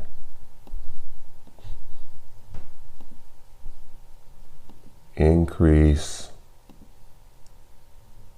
my bar, my bar to here, and then reduce my map. Yeah, that works out. The map had a little wiggle room we could work with. And I'm gonna bring my tree map down. It's even with all of those guys. Let's reduce the height. So now it's even with those guys. Then I'm going to bring my, I'm liking this already. Liking that feel a lot better. So I'm gonna bring my column chart here, put on the edge of my state. there. I'm put it at the same height as my state.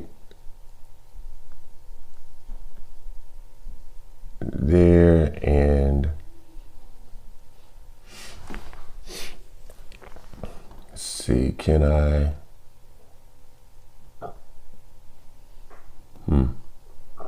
My tree map is to there. So my column, I want to be on the edge of my tree map, and my slider, I want to be on the edge of my column. There we go. That looks a lot better. I'm feeling that. Let's see. Now the stock prices.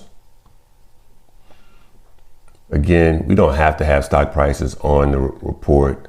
I just add this in because we use that as a research mechanism.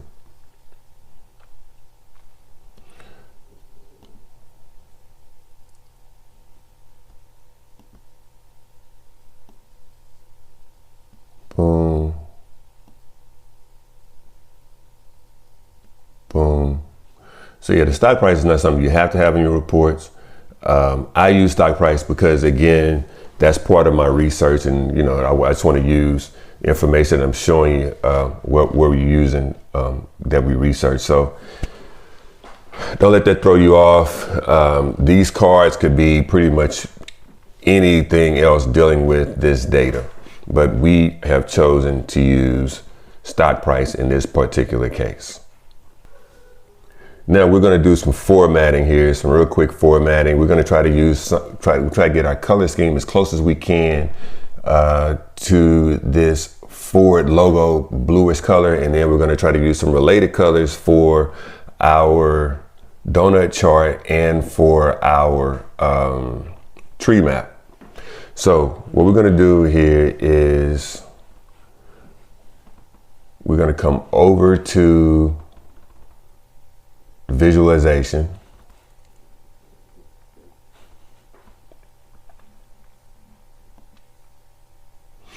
and we are going to, well, first let's do this. Let's change the titles of these visualizations. So total sales price by state, total sales price by state.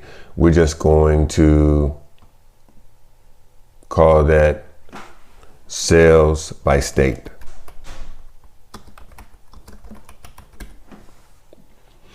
And sum of sale price by dealer, we're just going to call that sales by dealer.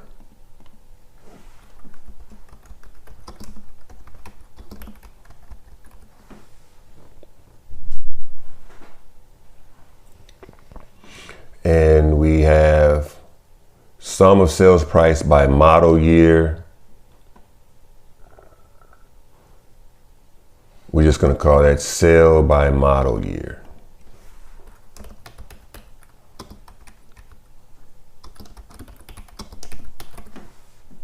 We've got model percentage total, sales price by model,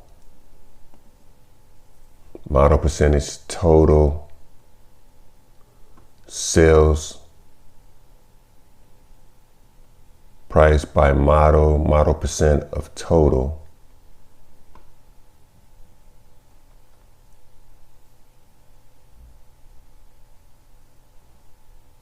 sales by model year.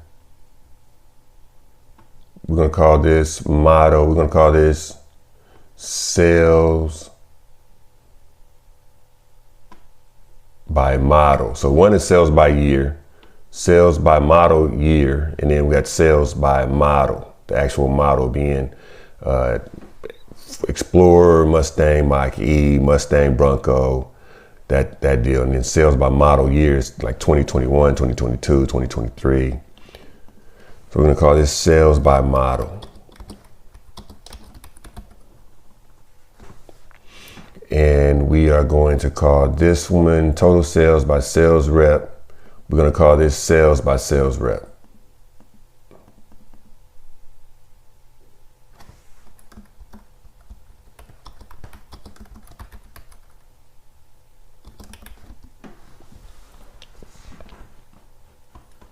Okay.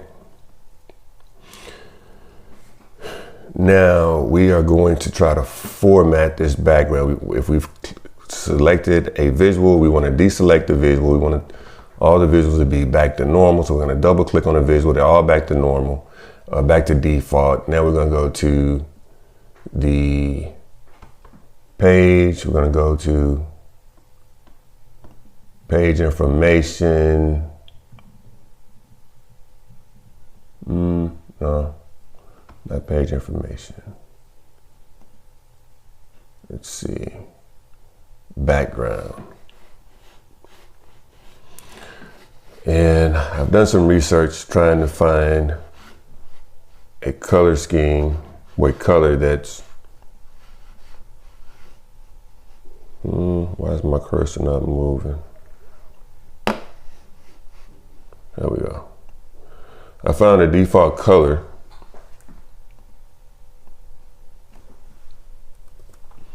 that I think is pretty close to the Ford blue. So let's see if this works. Control V. It's pretty close.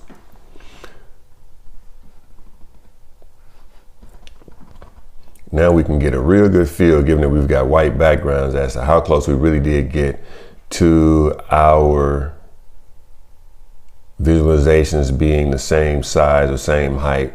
So we're gonna just make that a little higher, and we're gonna select our column chart and try to get that to be on the same level as the map. We were pretty close. Yeah, we were pretty close.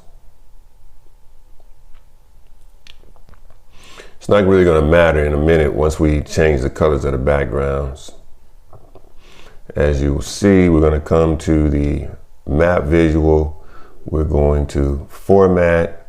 We're going to go to general, let's see, effects maybe, background, and select more, change that color, and I'm going to do the same for the bar, for the column chart, general, background, more, Control V. I'm going to come to our bar chart and background, more, Control V, to our donut chart and background, more, Control V, to our tree map, background, more, Control V. Getting a little bit of feel for this now. We come to our stock cards and background, more, Control V. For our next card, it's going to be background, more, Control V. So we're just changing all the backgrounds here on the cards to match the background so that the entire background will be the same color. Rather than doing the Control V, I can actually select that color that we've been using all the time.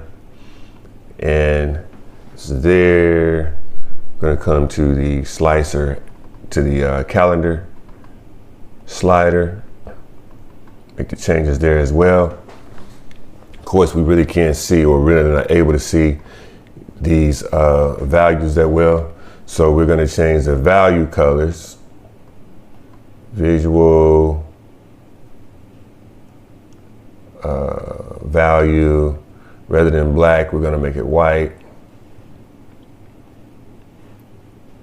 Changing all the value colors. Boom.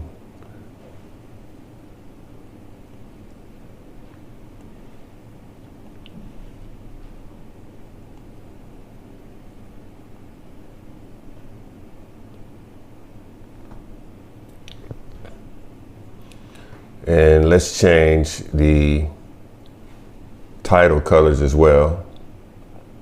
Come over to general, go to title, and we are changing the title colors to white as well, so they could pop out of there and we can see it rather than that black that's like not contrasting well against that, what's that, a deep royal or deep navy blue maybe, I don't know, whatever that color is.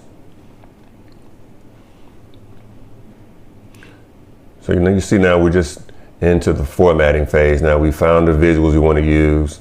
We've determined the number of visuals we want to use. We took visuals out, we added visuals, we changed the location of visuals, and now it's a matter of formatting the page to get that feel, to get that professional feel that we're looking for.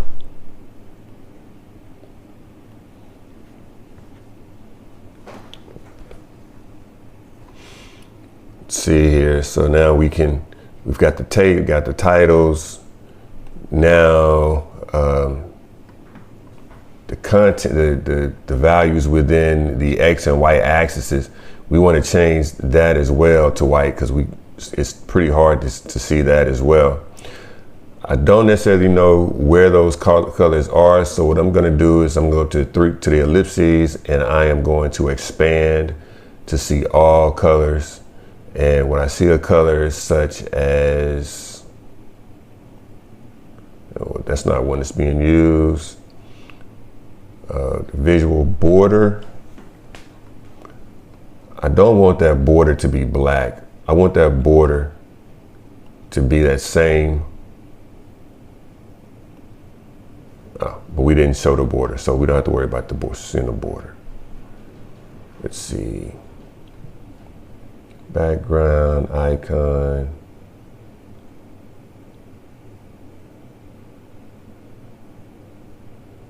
Text.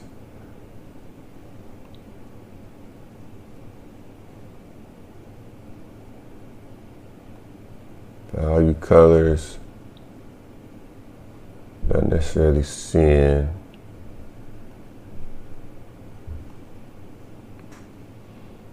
That didn't change. So let's come over to the visual. Let's expand all. Now, this gray, I know I want this gray to be white. Wherever that was. I don't know, I couldn't tell where that gray was.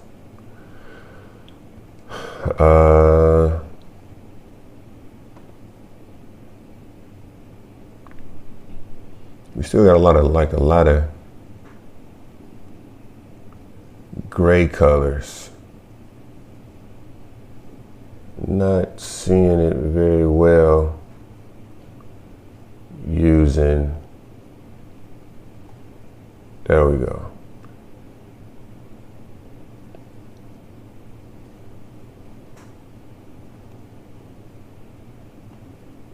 There we go.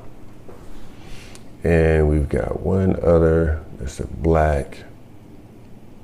Dealer ID.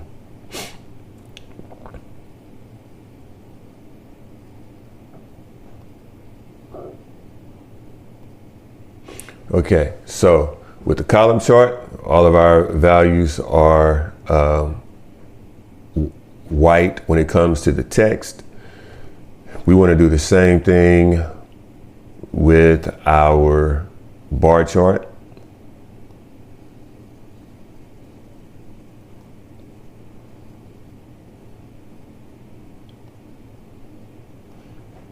And this is simply so that you can make these any color you want to make them, but this is simply so that you'd be able to read against that dark navy background. That blue, that grayish color against the navy background does not show well. At least for me, not for me anyway. Anyone out there that may be colorblind, my apologies. I'm not certain on what colors you need best, but the concept would work the same for you.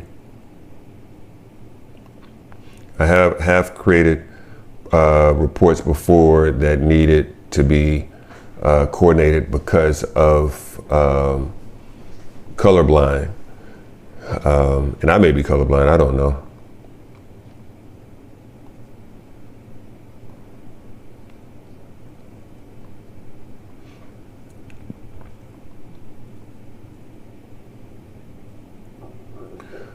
Let's see. We've got one value on the y-axis that needs to be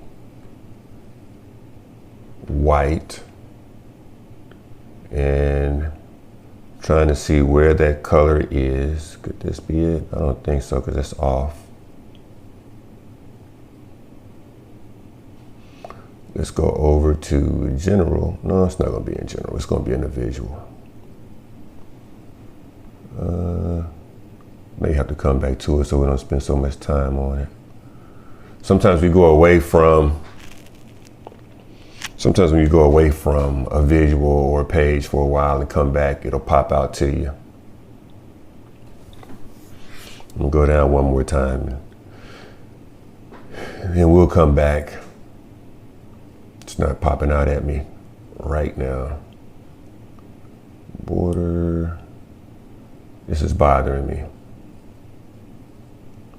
Where is that color? If any of you guys see the color, just send me a, if you see where if I'm passing it, just send me a message, because this is really, I said I was only do it one more time, but it's really bothering me that I'm not able to see it.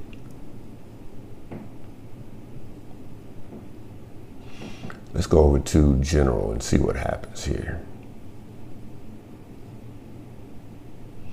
It shouldn't be in general because it's not part of the visual. Anyway, so let's go up to the state map. The state map is all good. We've got sales by state.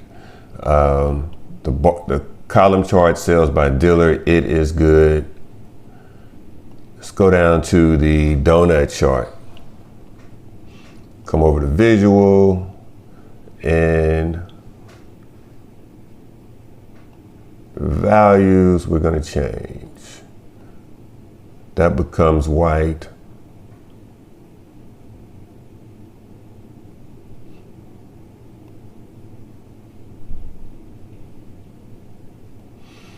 I'm not going to change that right now. We'll change that later, but I'm not going to change it right now.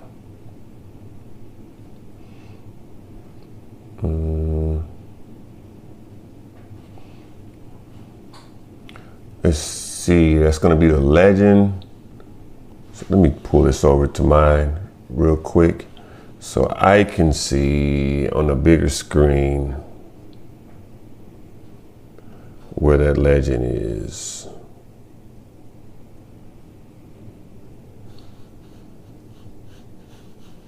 And let's close that.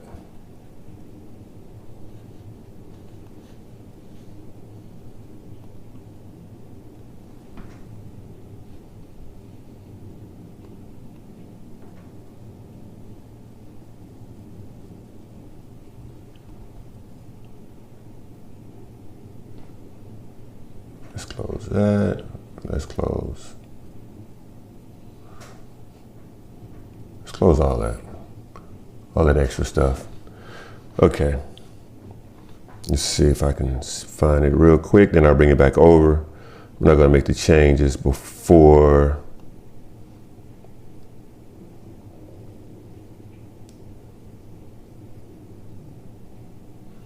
see visual.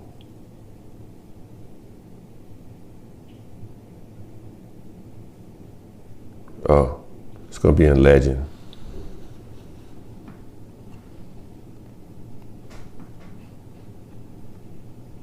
So I'm going to close here. I'm going to open legend. I'm going to open text, and I'm going to find the white right here.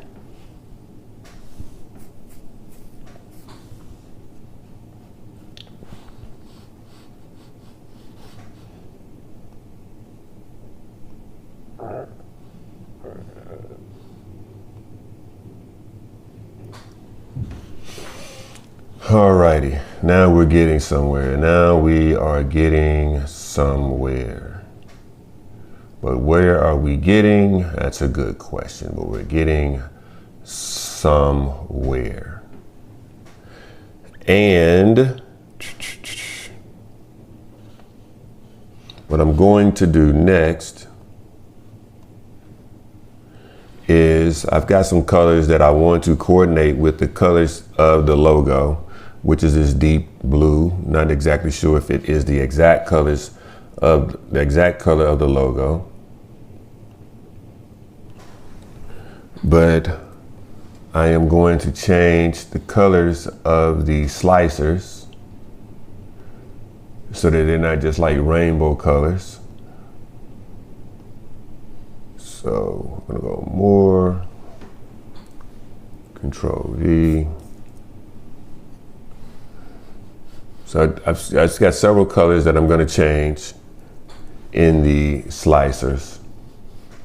The colors that are in there, I'm gonna make those colors all be colors that coordinate well with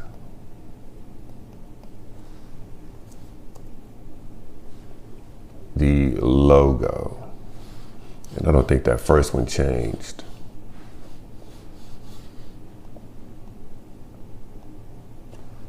Control C.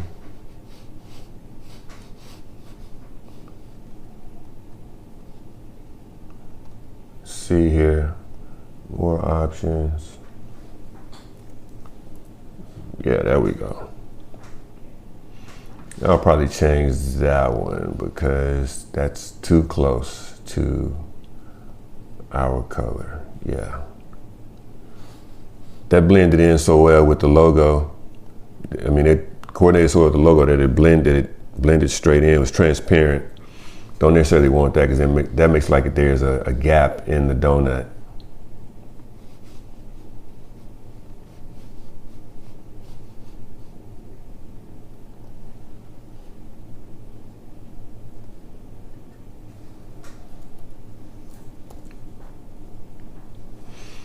Of course, all of these blues, all of these are different colors of blue, but they're not the exact colors, so they're going to kind of work in with the color of the Ford logo. And I think this is probably a good spot again to mention that these are not exact colors used by Ford. These are colors that I just came up with, my team just came up with, that we felt probably would be good for this particular chart. I do not work for Ford.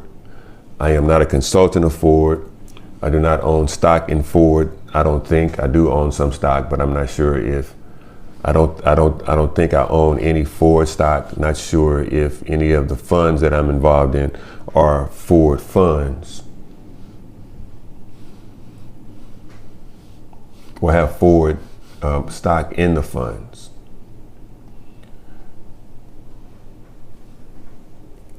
Ford is not giving me any money to create this presentation. This is simply just to teach you how to create a Power BI report, and using a company that is relatively popular to where you don't have to really understand who the company is or what the company does, because we all pretty much know what Ford is and what Ford does.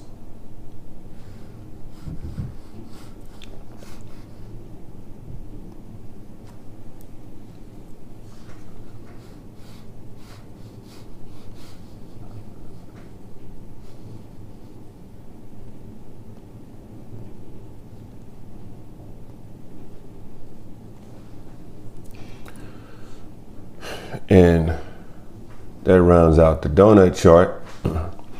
We want to use a similar color scheme with the sales reps because we want the visual agent colors. Yeah, because we want the entire report to have the same effect, the same feel. So we want to use the colors that the company uses. We want to use those colors for the report in all of the different visuals. There's probably going to be some strategy to doing it, to using those colors. They could tell you, hey, we want these colors to be associated with this type of visual and these types of KPIs. If not, you create it how you created initially, and as what a good company is going to do, they contract you out or hires you to do a job, they'll tell you, hey, don't really like that, let's change that to over here. And that's okay. What I would say is don't be super resistant to change.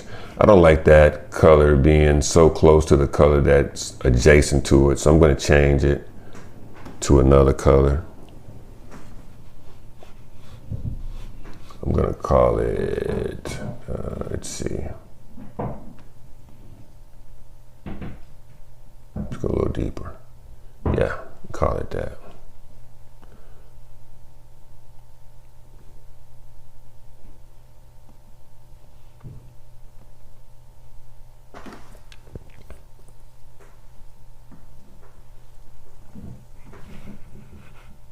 And I just have these colors. Well, I'm just going into my computer. I've got colors already saved, so we don't have to go and try to find colors.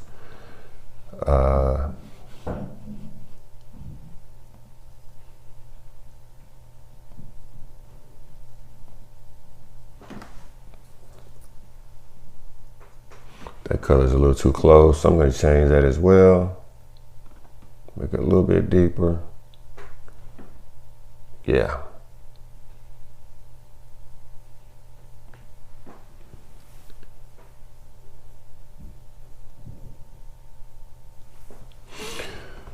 If I come up to my slider, I'm not necessarily able to read the dates within the slider. So I'm going to come over to the visual. I'm going to go to slider, visual, settings, header, change the header color to white.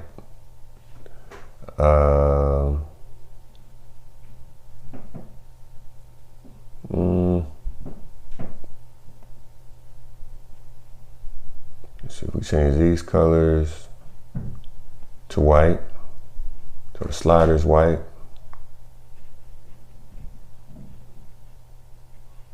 Text.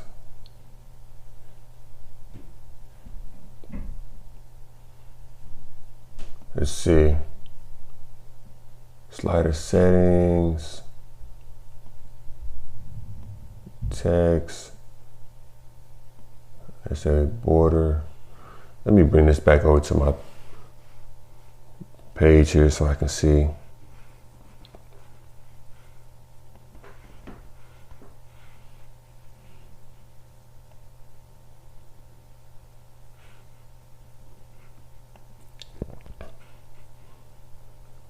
Slider heading. There we go. Values. Let's bring it back over so you can see what I'm doing here. And you could have sent me a text message and said, hey, send values, bro. Won't hurt my feelings. There we go.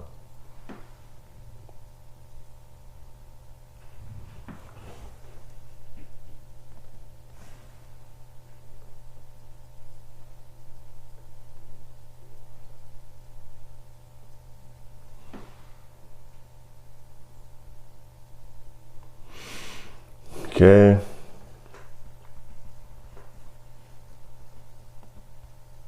So I think you guys get it. If we select the state, sales by state, it affects, it shows the interactions between sales by model year. It shows sales by model, sales by sales rep, sales by dealer. If we select a dealer, it shows us where that dealer is making sales to customers in different states. The sales by model years, sales by model, sales by sales price. The only thing that the calendar really is being used for right now is the stock. We can, we can use the stock to show dates, but based on the data that we have, it really wasn't I don't say good data, but it really wasn't data that had a lot of dates in it. So we got, let's see, transactions. So our dates, we only had a couple of years that were in our date, in our years, well, in our date table, which is associated with the calendar, which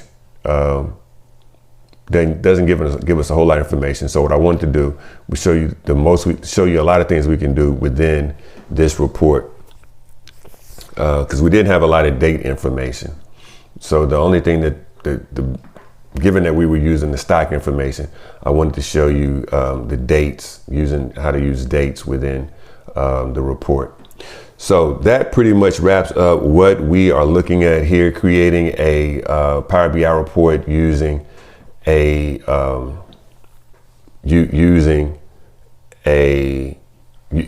Fortune 500 company. So if you have any questions, you can shoot me over a message within the class portal. I will definitely get back to you.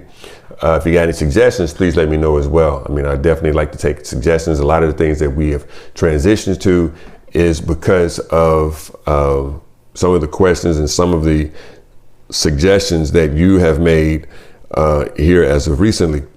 So with that said, we are done here. I thank you for joining in. I look forward to seeing you win again in the next video.